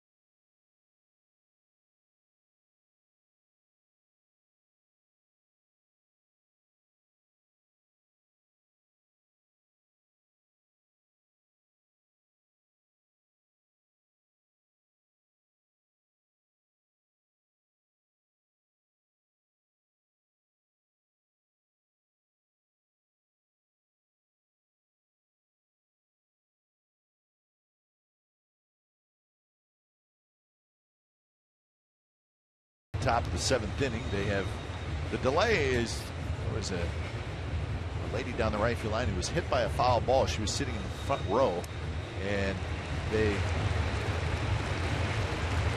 taking good care of her. They're wheeling her out. See, she's got an ice pack on the right side of her face, and they are wheeling her down the right field line, and we certainly hope she's okay.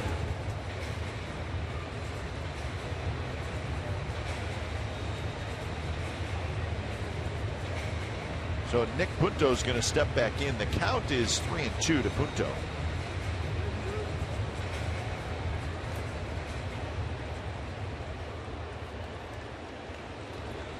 And the pitcher is Dan Jennings, who's on in relief out of the Marlins bullpen.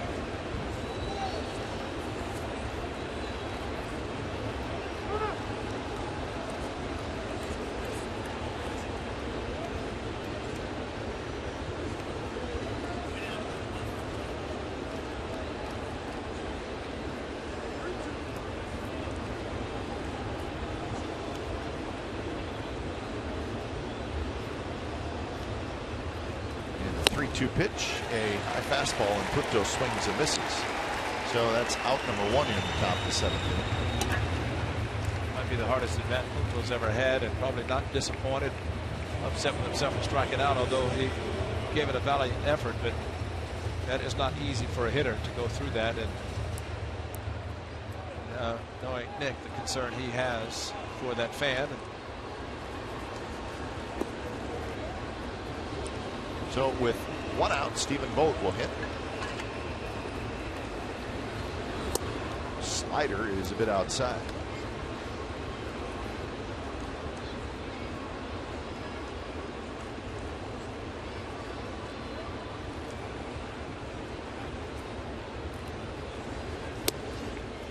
Stephen Vogt is grounded out twice. Once to second, and once to third.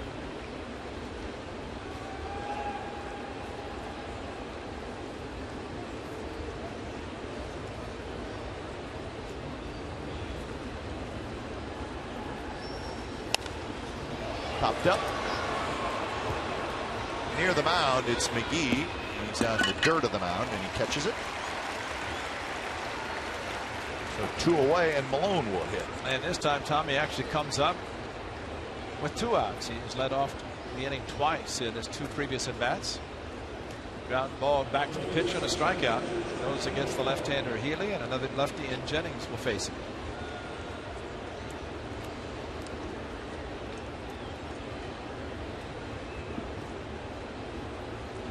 Ground out and a strikeout from Malone so far. Fastball in for a strike. And as much as Tommy Malone likes to hit, I think he's just happy to be hitting in the 7th inning. Yeah, that's true. He's pitching effectively and done a tremendous job. And as we mentioned, more ground ball outs today than we've ever seen him record balls on the ground. Usually they're fly ball outs, but one fly was a long fly that he does not want to see. So if you're the pitcher and you get a 3rd at bat, that's good. If you get a 4th at bat, then life is really good. Yeah. Probably got a lot of runs when you're still in the game. And pitch count is down low, which it is for Tommy. Well, that's could turn out to be, outside of winning the game, that could turn out to be huge as well. Him pitching deep into the game. And Ray, we didn't mention it. We were talking about the bullpen, and obviously both sides overworked, but this is game 3 of 17 consecutive games for the A's, leading right up to the All-Star break. So there's not an off day to lean on anywhere. Yeah. Well, and Bob Melvin also knows that his starters will be pitching every 5th day. And so that's why they rested them as they did. Tommy Malone pitching on 7 days, and the 7th day. So 10 days between the starts of Sonny Gray last night. Solano has it, side retired. So Dan Jennings, a 3-up, 3-down inning. We've reached the 7th inning stretch from Marlins Park in Miami. It's the A's 4 and the Marlins 2.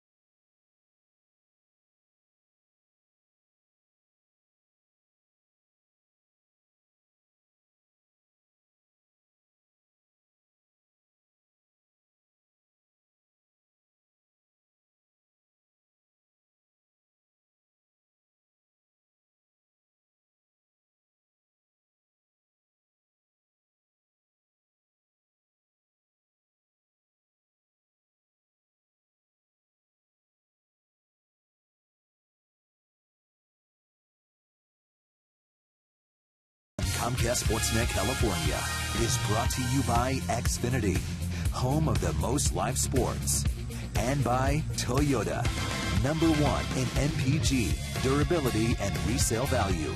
Toyota, let's go places.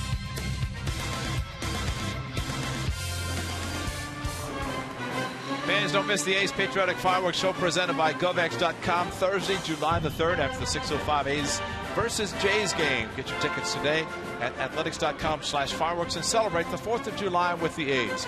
A's Patriotic Fireworks Show is presented by GovX.com, your online box office for A's military and first responder tickets.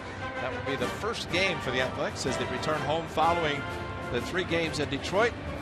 Tomorrow night, Tuesday and Wednesday, back to the Coliseum for the weekend against the Blue Jays, a couple against the Giants, then over to San Francisco, and 3 against the Mariners in Seattle, the All-Star break. So it's a good stretch of games. Very good teams, good stretch, and the A's will be home for some and the road for some. So that's what's coming up.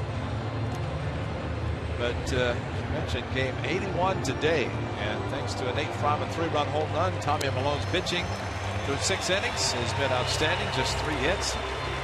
2 runs, 1 of them earned, and he's pitched great. Big Nate, a 3-run home run, fastball in, just give him a chance to start at first base. Brandon Moss moving to right field. So the mixing and matching once again of the A's roster has them ahead as they go to the bottom of the 7th inning.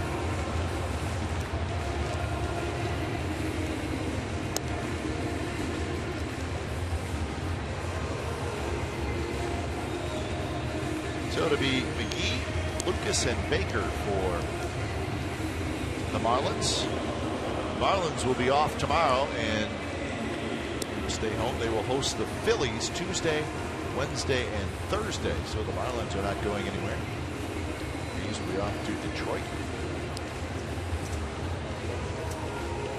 So a home off day for the Marlins tomorrow. That's always nice.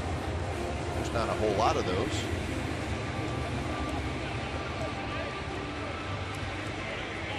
So the 7th inning stretch entertainment has come to an end. It's back to work.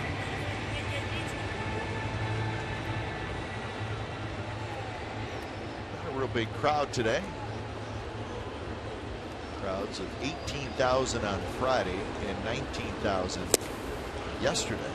The Marlins for the year averaging 21,500 fans per game. That's the last. That's last in the National League. And it's 27th out of 30 teams in attendance in Major League Baseball. So they've never really drawn a lot here. In this, their 22nd year as a franchise.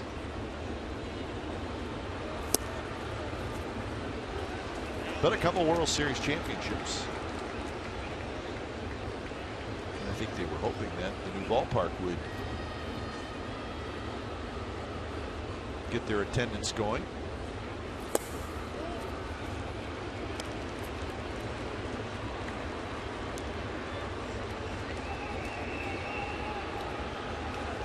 McGee 0 for 2, sitting on a 3-1 count.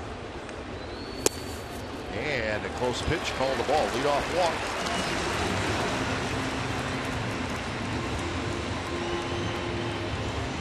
So walk number 2 by Malone. He's got 2 walks, 2 strikeouts. He's sitting at 78 pitches, so his pitch count is still very good, and that makes that man happy. Well, he knows, Bob Melvin knows, along with Kurt Young, they're limited in the bullpen as far as the relievers that are available, and especially the back end of the bullpen.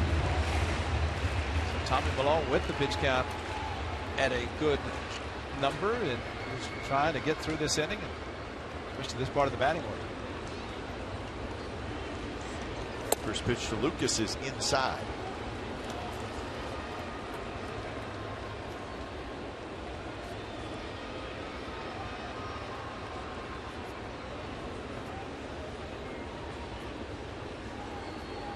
Lucas getting his first start in this series. He's got a base hit right center field. McGee is going to round. He's going to head for third, and the throw is just a touch late. McGee he really wasn't running full speed around second base, and it almost cost him. I don't know why you wouldn't be. He should have been going to third without any hesitation, but you're right. He slowed down, maybe did not judge how quickly the ball got to Gentry. A strong throw by Gentry, a little bit offline, but still made it a very, very close play at third. This one a little bit more offline, so no chance of hitting the runner. Tommy Malone there to back up in case it did carry him off of him. See Donaldson hold that tag. Oh yeah, that's the way to do it. So runners on the corners, nobody out. Here's Jeff Baker. So trouble for Malone here in the bottom of the seventh.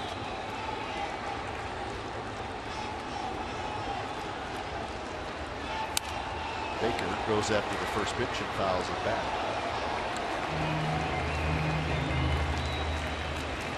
Angels leading the Royals now 3-0 in the bottom of the third in Kansas City.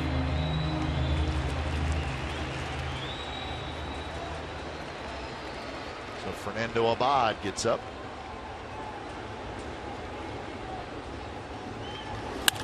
That one's belted to right center. Gentry's on the move, still on the move, and Gentry makes the catch on the warning track. It's going to get the run home as McGee scores, so a long sacrifice fly by Jeff Baker, and it's 4-3. Well, at least the best part about the outfield speed, these guys can run down some fly balls.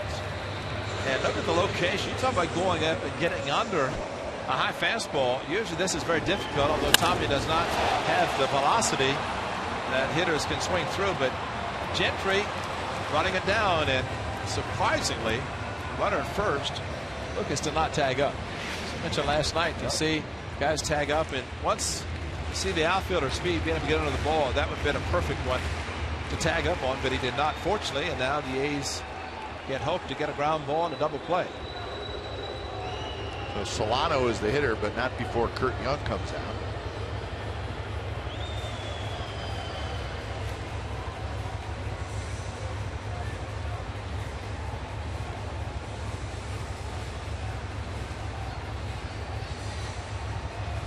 Would you say, Ray, that managing the bullpen, and when I say managing everything, knowing when to bring a guy in, knowing when to rest a guy, how long to leave him in, outside of managing all the personalities of a big league roster, that could be the toughest job for me. I think it's always the toughest, and maybe a little bit more difficult in the National League because you have the pitchers. If you're behind, you have to bring guys in and know how many position players you have. But I think the one problem that some managers might have or teams might have, and you really have to make sure you don't fall in the trap, and that is to wear out your bullpen and be committed. As I'm sure Bob Melvin, we have seen, if he commits not to use a pitcher, he won't use it regardless. And Sean Doolittle is the guy that we have seen where you'd say, wow, you got a 1-run lead, bring Doolittle in for the third consecutive day. He won't do it. And that's why the ability of different guys in the bullpen to close out games is very important. The A's have a number of those players. You know, I think the making of the lineup, I think that gets the most publicity because it's out there every day. But to me, managing the bullpen is probably a bigger deal than writing down the lineup. You got guys you're going to hit. They're going to hit wherever they hit. That's right.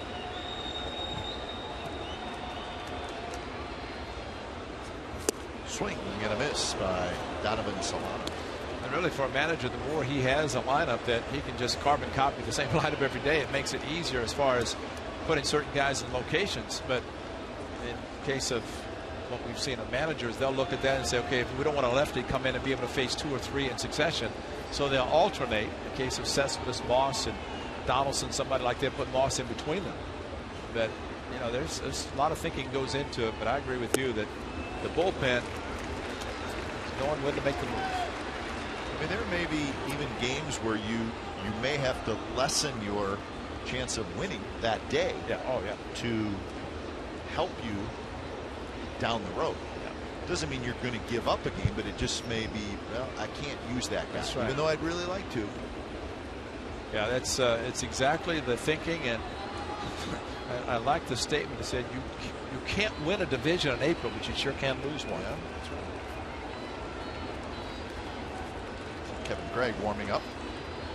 2-1 to Solano. And now 2-2 with Jeff Mathis waiting in the on-deck circle. So the Marlins with a run in the 6th and a run here in the 7th to make it a one-run game. One of the best case scenarios for managers to be able to tell the opposing manager, listen, my closer or certain guys have not been used in the bullpen, and regardless of the score of the game, I'm going to have to bring him in. And some managers might say, well, or people might say, you're showing up our club by bringing a closer in a game where you have an 8-run lead. Well, just to get him work. So those are all the things that a manager or pitching coach have to be concerned about. You know, as it turned into a guessing game too in the Marlins dugout this afternoon? Are they wondering, hey, who do you think's available for the A's? That's right. And who's not going to pitch? Because that's right.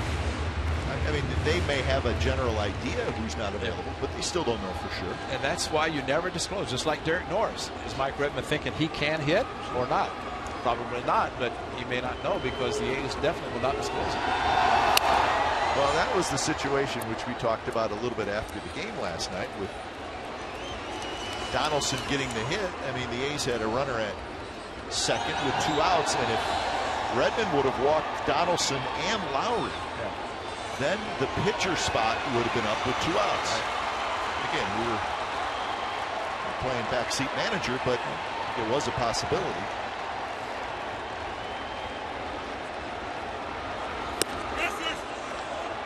And he went around, says Joe West.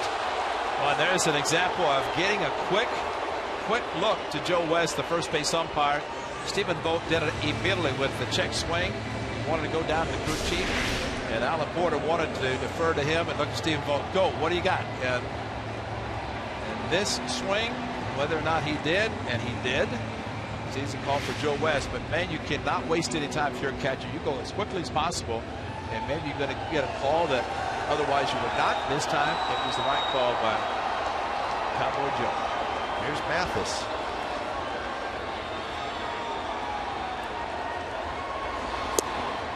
But what we were talking about, Ray, is if the Marlins would have did that, we knew that Derek Norris was not available. Right. Derek Norris was the final position player on the lineup card. But were the Marlins thinking, well, pitcher spot, Jim Johnson, is he going to hit, or would they bring in Norris? Right. Well, we knew that was not going to happen, but did the Marlins know that? Exactly. And they may have been thinking, well, we could do that, but what if they send up Norris? And something that Mike Redmond, Chuck Hernandez know that we don't. Could the pitcher, if he intentionally walks 2 guys throwing 8 pitches, would he have been able to throw strikes even to Jim Johnson? Doesn't matter who it is, yeah. you still got to throw strikes. There's a lot of things that go into it, but Mike Redmond, the manager, had to make the choices. He decided to pitch to Donaldson, and Donaldson fortunately came through for the A's. So 1-2 to Mathis. I tell you, people say, oh, managing's easy. You have to deal with the media on a daily basis. You have to have a great staff because you all are so busy. But you have to make the critical decisions, and that's the tough part about being the manager.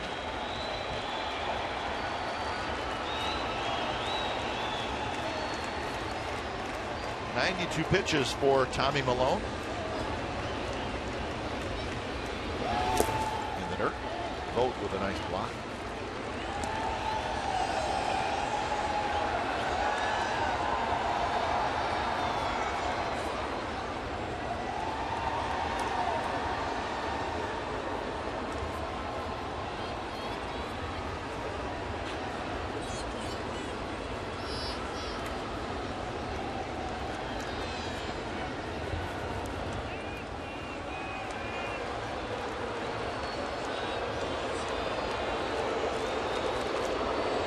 Time to be on the same page. Well, and there's a changeup that Stephen Vogt blocked, and we have seen Tommy Milone on many occasions throw multiple changeups in succession. That's the key, and Jeff Mathis has been very patient. Let's see what they discussed. They're not even going to give a sign. Let's go right to it. And a changeup and a pretty good take by Mathis. So 3-2, 2 outs, and the runner at first, Ed Lucas, will take off on the pitch. another pinch hitter. Jennings more likely is just in the odd deck circle, but with the runner going, another changeup might not be a bad idea. So they're using multiple signs even without a runner at second. Runner goes, and Callaspo with a dive, gets up, throws to first, got him. Callaspo with a terrific play, and that's how the bottom of the 7th ends. A run on a walk, a hit, and a sacrifice fly for the Marlins. So we're on to the 8th inning. It's the A's 4 and the Marlins 3.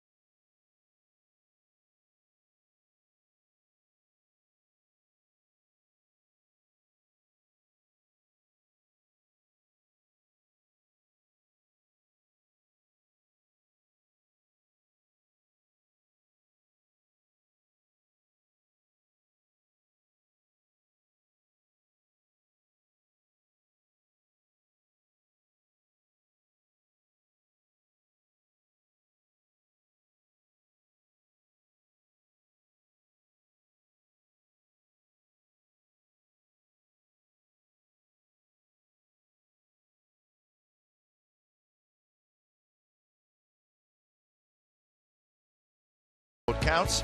The winner will be revealed during A's post-game live. Follow the action on the diamond like never before with enhanced Bloomberg stats and much more. A's in-game live on CSNCalifornia.com. Log on now and vote. Did you see the light flicker? Something happened. Yeah, we're going to have another delay. Yeah, because there's some lights. It got dark.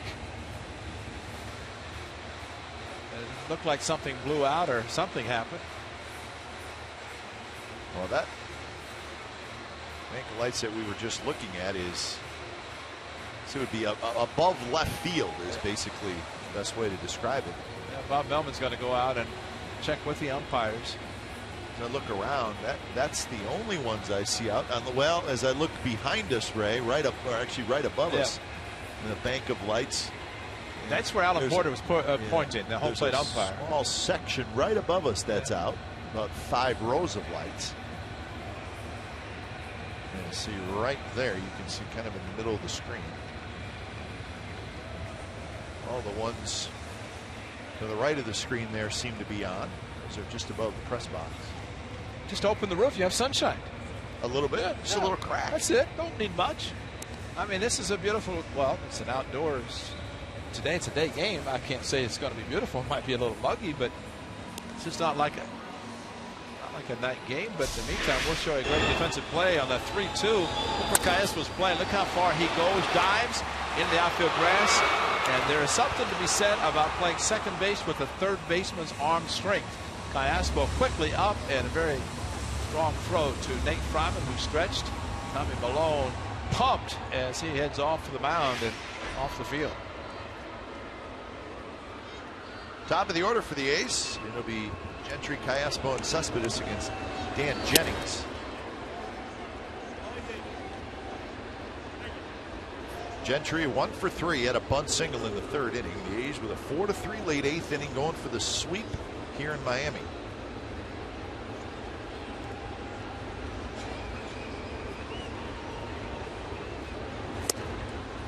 And there's a strike. Jennings had a 3 up, 3 down 7th inning.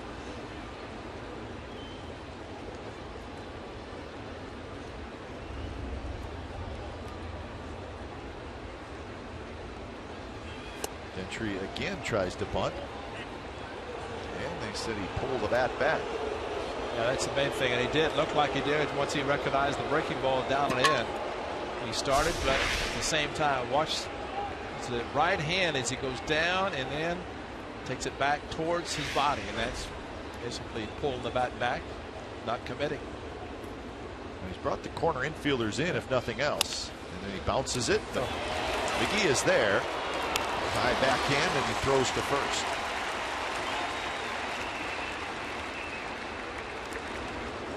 Almost got it done.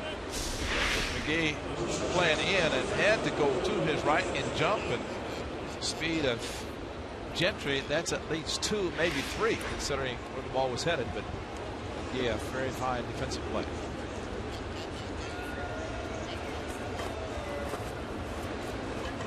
Now the Rangers and the Twins are underway in Arlington. No score in the bottom of the first inning. More action for McGee. Wow.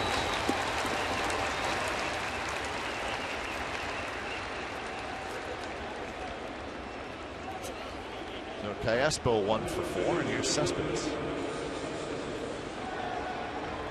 Fernando Bob throwing as the A's are hitting, which would indicate that he might be pitching the 8th inning. He's trying to protect and hang on to a 1-run lead. Now Mike Redmond heading out. You see a pitching change for the Marlins.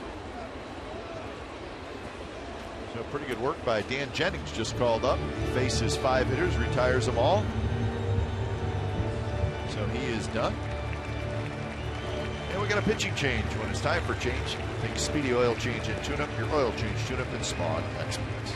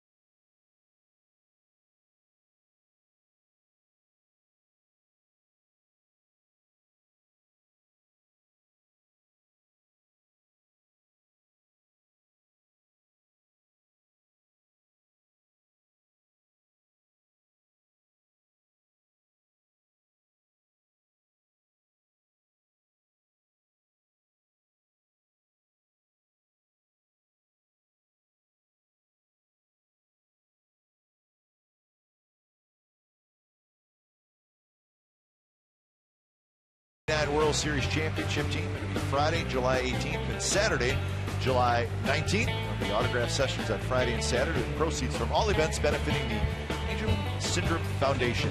For information and tickets, visit athletics.com/1989 or call 877-493-BALL. So that's coming up actually right after the All-Star break. It's the first series after the All-Star break, and these will be home. That's always an interesting series, especially since it's the Orioles making their only trip to the Bay Area. And the A's have already been in Baltimore. We know what happened there. Oh, boy.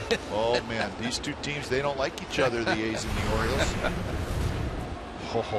Goes back a long ways. Manny Machado, I tell you, my skin just... It's already forgotten. I'm joking. It's already forgotten.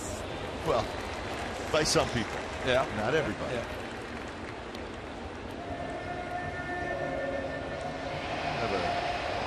Cespedes still working through that foot. Looks like his foot's been bothering him a little bit. Yeah, big swing. Kevin Gregg throws him a slider out of the strike zone and crosses the plate. It's his right foot, so that would be his back foot, I believe. And he mashes this one to right center. But Yelich, plenty of room out there, and I think he hit that ball pretty well. Yes, he did. That hung up, didn't go anywhere. So Yelich runs it down, and the A's go quietly in the eighth. Bottom of the eighth, coming up 4-3 Athletics.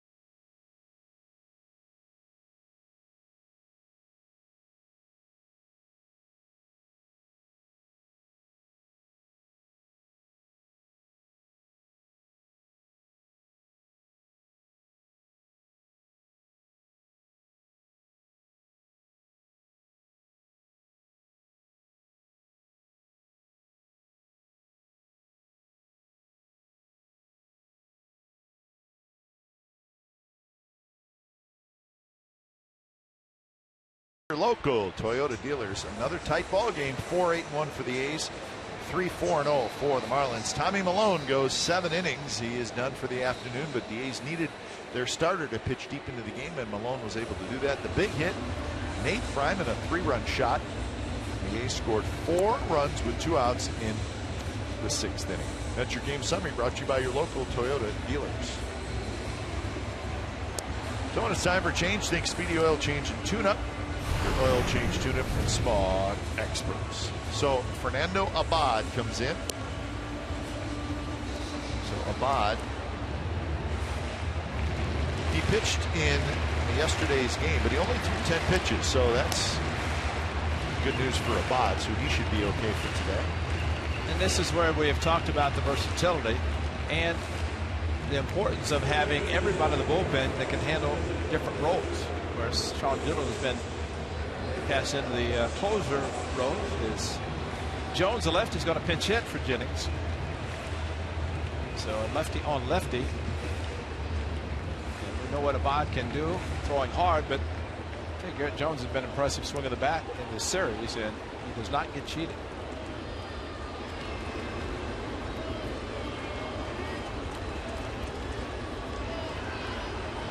So Jones with good power steps in. And the first pitch, a slider for a strike. And Jones 4 for 9 with a couple of RBIs in this series. Does not play a lot against left-handers. And he's hitting just 164 against lefties. And Abad is not a great at bat if you're a left-handed hitter. A couple of nasty sliders. Yeah, right, Cook. But you look at the slider, and you see a swing like this, and Stephen Vogt got to be thinking he's looking fastball. And if you're going to throw one now 0-2, throw it so far he can't make contact, and then go back to slider, or and a high fastball, and he just kind of tomahawked it. So how about that? And see, that's a hitter. Figured he's going to get a fastball. That's why it's slider. Stay with it and get him to chase it, but he is set fastball, and no matter where it's thrown, he's going to do that. And that's just too bad, because he threw him 2 very good sliders that he had no chance to hit. And lefty on lefty, he's sitting fastball the entire bat. He finally got one on the 3rd pitch. So now the top of the order in Yelich. Another left-handed hitter. Yelich, the triple in the run scored in the 1st, reached on a fielder's choice in the 3rd, and hit a fly ball to right field in the 6th. He's had some pretty good swings.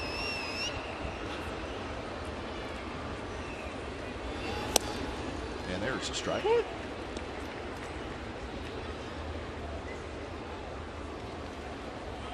Reed Johnson is the on-deck hitter.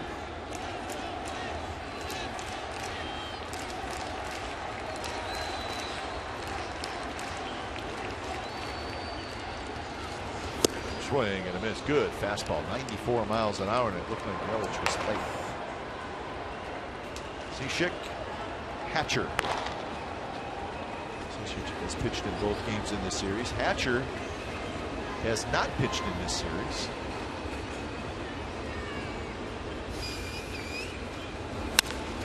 Hit hard, and it's right to Punto, and that's a double play. A hard hit ball, and 6-4-3, 2 outs. Well, back-to-back 0-2 pitches hit very hard. Fortunately for the A's, one to the sure hands of Nick Punto to start a perfect double play. Look where he's positioned. Look where the ball's hit. Could not have put in there in a more perfect place to get the 6-4-3 double play. And Fernando Abad very happy. So 6 pitches for Abad, all 6 strikes. And this one, a big one. Thank you. And yes, thank you for sure. 2 quick outs instead of having maybe a first and third or second and third with the speed of Yelich. So 2 outs. Reed Johnson hits.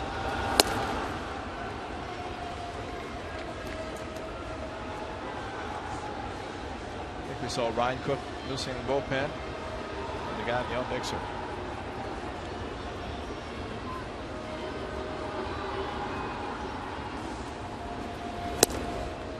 There's a strike. Love to see him leading off the 9th inning. Because he is a powerful young man. We have not seen his display of power except in batting practice, and I'd like to see that on television after today. Foul to the backstop, and the count is 1-2.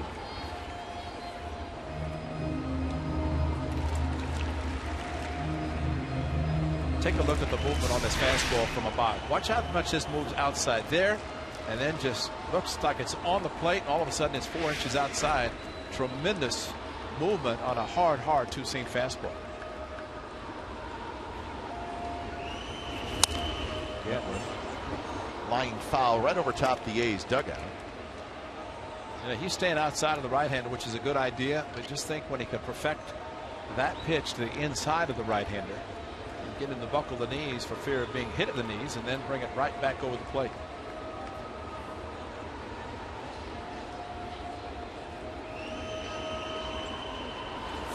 And a swing and a miss, but the ball's going to go to the backstop, and Johnson's going to beat it to first. Wow.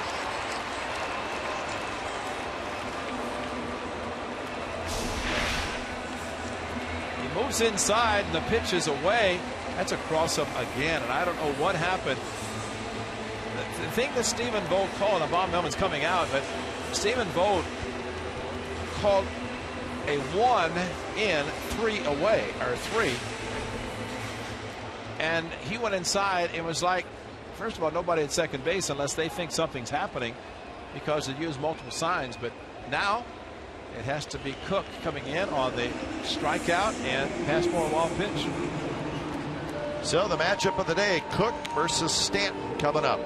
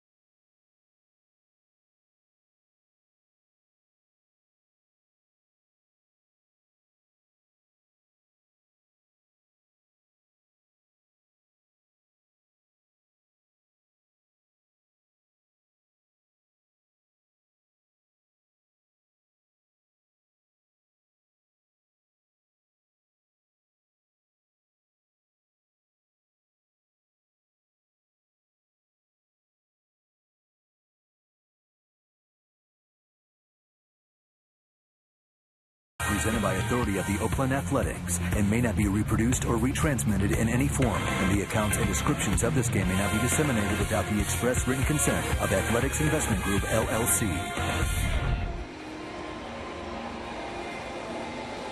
So the Marlins with a 2-out base runner, and that's going to allow Stanton to hit here in the bottom of the 8th inning. It's a 4-3 game. So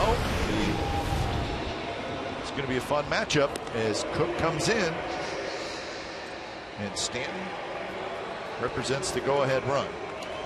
The one thing we've seen from Ron Cook when he is on with a very, very hard two-seam fastball and more impressively the hard slider that he throws to right-handers.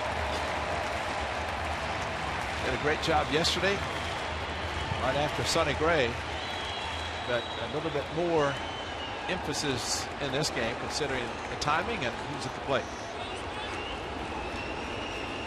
First pitch to Stanton is a fastball, and he took it.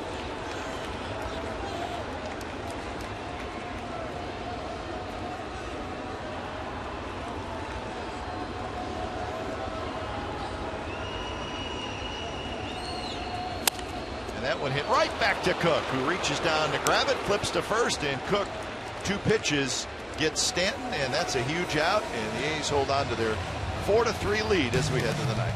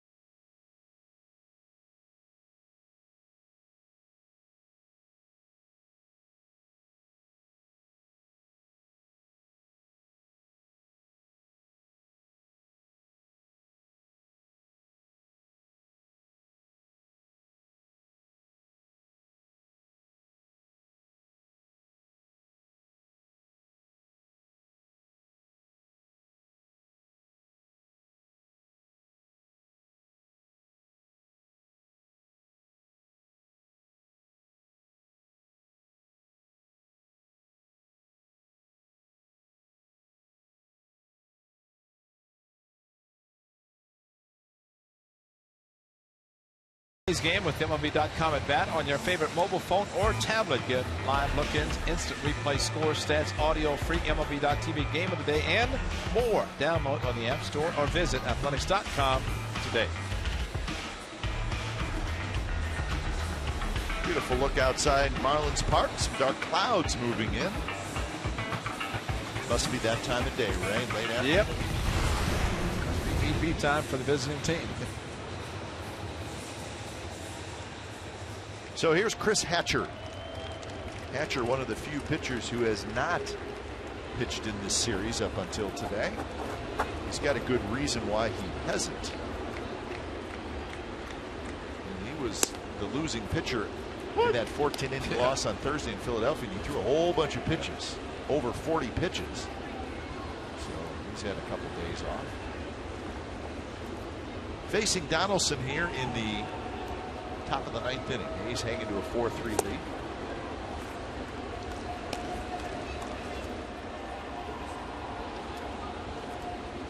Donaldson with a big hit in the 6th inning.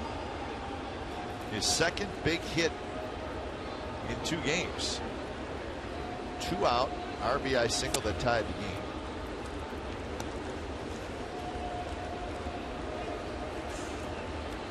I was thinking the other day, Ray, you look at 3 big guys, RBI guys in the middle of the A's lineup. Of course, Cespedes, Donaldson, Moss.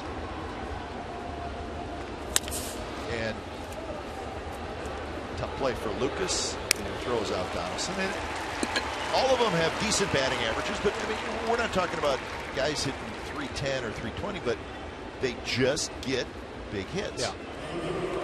I mean, if you're hitting, I mean, Donaldson coming in 250, Moss 264, Cespedes 272. So they're decent averages, but they just get the big hits. And usually with that low batting average, you get a lot of home runs and RBI, but you know, you get and the biggest part of that, the best part, of getting the big hits, because getting the right time. And I think Josh Donaldson, all those guys you mentioned, seem to find a way to do it. And again, every time we see other people that say, man, the A's are good because they play as a team, the true definition. We keep hearing that term used, and we know why, because it is everybody contributing.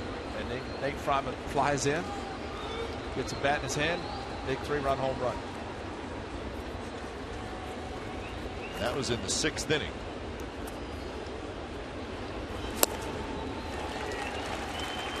This is it, and it was hit pretty well into the Clevelander.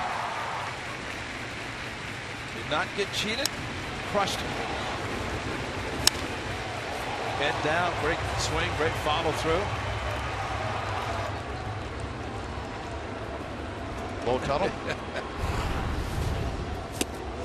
A good pitch there by Hatcher, and Fryman strikes out. So Fryman 1 for 4 with that big 3-run homer. You know, got 4 home runs he had last year, all against left-handers. And today a left-hander, and this is a right-hander throwing a hard slider. But the left-hander, the start of the game, Healy tried to go inside with the fastball, and Nate would not let it get past him. So here's Moss. In the bottom of the 9th, it'll be McGee, Lucas, and Baker, the 3 scheduled hitters for the Marlins, and it looks like it's going to be Cook who's going to try to wrap up the sweep.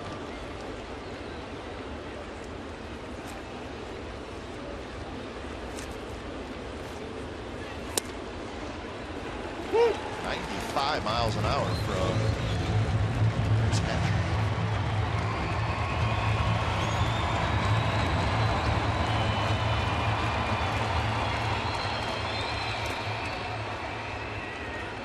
Hatcher gave up the 2-run homer to Utley. Won the game for the Phillies on Thursday.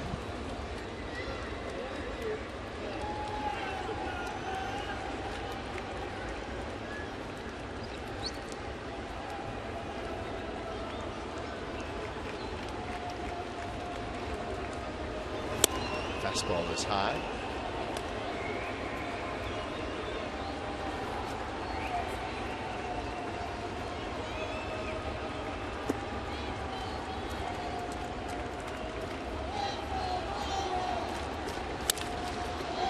Hit hard, but right into the shift.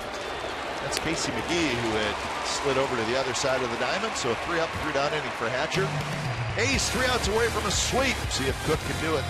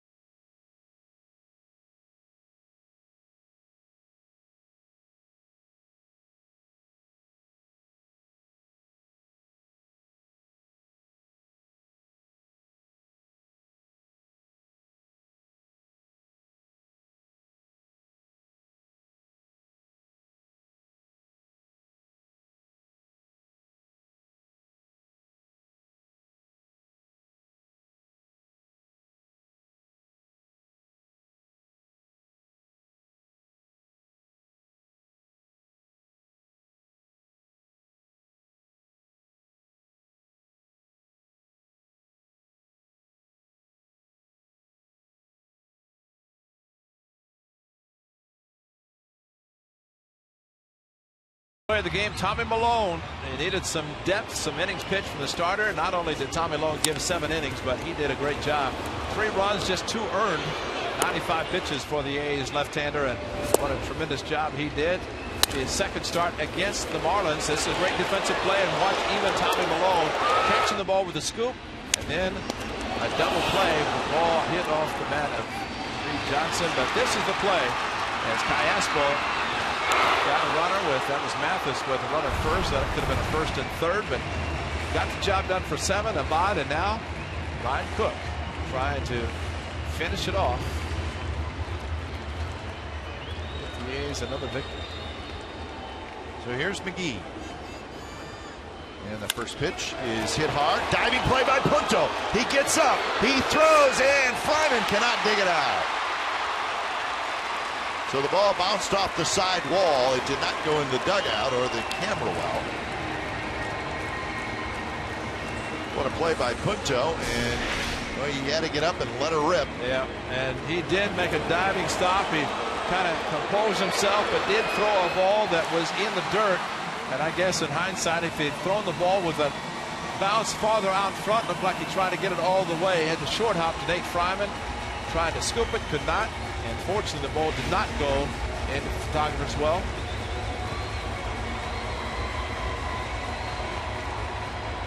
So here's Lucas tying run aboard.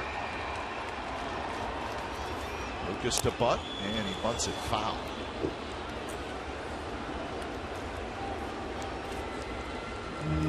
Well, the board has 2 errors, so that should heard an official announcement, and it is. That was an error. Wow. That's a tough error, but 76. Punto actually has both errors today. Both of them when throwing. That one bunted in the air, and nobody can quite get it. Ed Lucas was kind of diving out of the way. He ended up, after bunting it, kind of bailing out, and he ended up over in the on-deck circle. So now decision time for Marlins. Do they bunt on 0-2? Or they change that to a It could hit? be, but yeah, they just changed it rightfully so to base hit. That would have been a tough error considering that he died. Took a perfect play, perfect throw. That's a big 12 Kuiper as far as the bunt. Let's see if he squares around. He's not. Reaches for it. So Ryan Cook trying for his first save here in 2014. He had 14 saves in 2012. That's the year he went to the All-Star game. He had a couple of saves last year.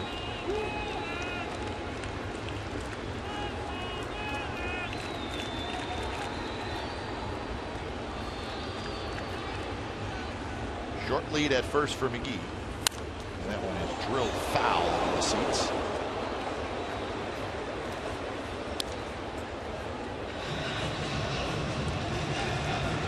You know what, Ray?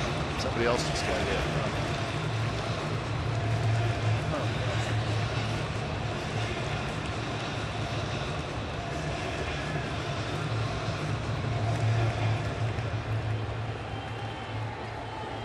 So 0-2 to Lucas with Jeff Baker in the on-deck circle. And a very close pitch. I think Cook maybe thought it was a strike. Yeah. Now, is this not swung at? That'd be called low. Maybe just off the plate, but like a pretty decent pitch.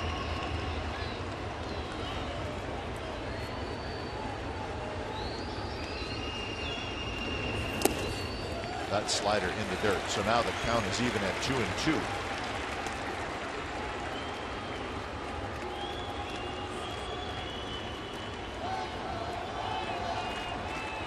After Baker, it would be Solano.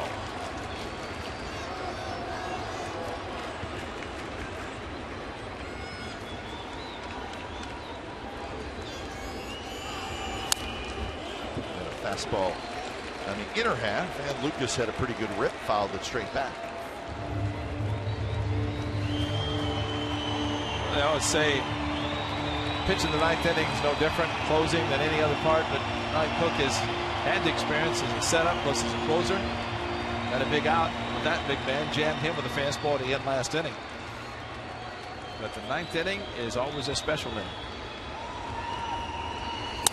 That one rolled to first. Fryman has it. He spins. He throws to second for one. Back to first. Not in time. But the A's get the lead runner. It's the most important thing. Hey, that was an impressive play by Nate.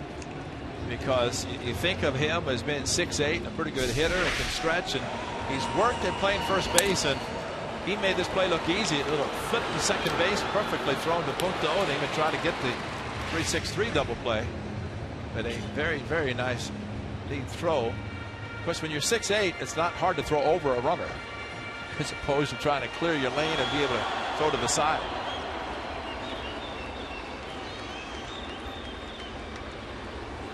Baker, quick throw to first and just getting back.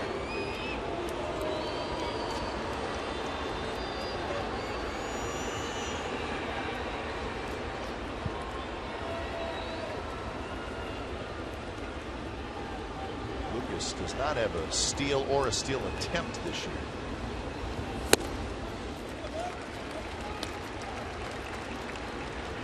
Baker is 0 for 2 with a sacrifice fly. He's got a couple of home runs this year.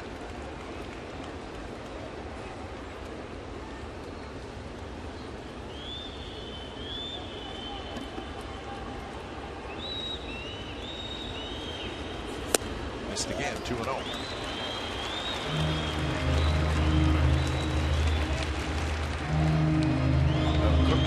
For a little walk around the mound, and he's going to get a visit from his catcher, Stephen Vogt.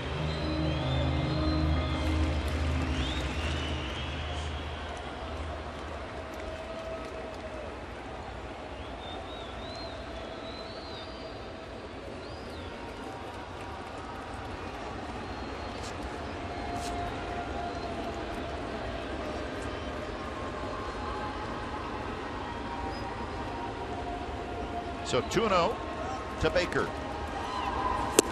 And a good fastball down around the knees, 2-1. Well, I think we know the pitch that Lucas took was not called low as this one in the lower part of the strike zone. A little bit more than plate, so maybe Alan Porter had the pitch to Lucas on the outside. And the fastball called outside. And that one got too much of the plate, and Baker fouled it back. So that one ran over the middle of the plate. Yeah, we saw Stephen Vogt shake his head, and catchers will do that instead of just staying in the same pattern. Pitcher agreeing to everything. If nothing else, might we see a hitter thinking as Jeff Francis gets loose, but you have the pitcher shake his head, maybe just to put something different in the hitter's mind if he's thinking a certain pitch. Quick throw, and Lucas dives back head first.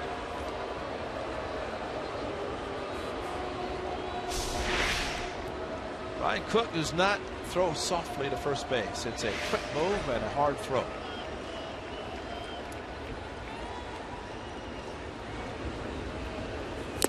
High slider, and that's a swinging strikeout for the second out.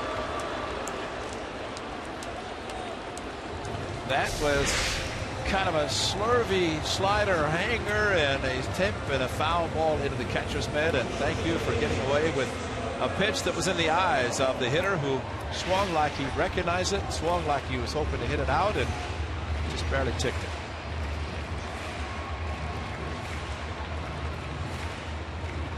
So here's Donovan Solano for his fourth at bat. He's 0 for 3. First pitch is on the inside corner for a strike, and that's probably the last pitch he's going to see on the inside corner. Yeah, that's a good idea. Show it, but stay away from it because you don't want to make a mistake in there. Solano is 2 for 12 in the series.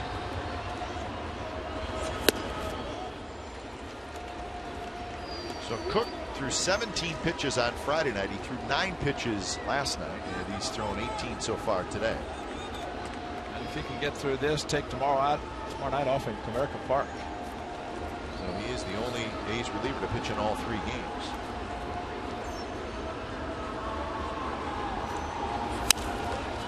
And that one popped foul back, and now he's ahead in the count 1-2. Fastball, fastball, fastball is not throwing the very hard slider in About Ryan Cook as a hitter, you see something coming in hard, you think it's going to be a fastball, and he can throw the hardest slider that we have seen. And he's got the count 1 and 2. He's got a chance to get him to try to chase one and see if he can do it and finish it off. 1-2 pitch and a slider that hung him a little bit. And it's got foul back. That's not called a chase slider. That's called a hanger again. While the intent might be there, sometimes the result is not where you want it. He wanted it outside. He leaves it right in the middle, so he got away with another one. Fortunate.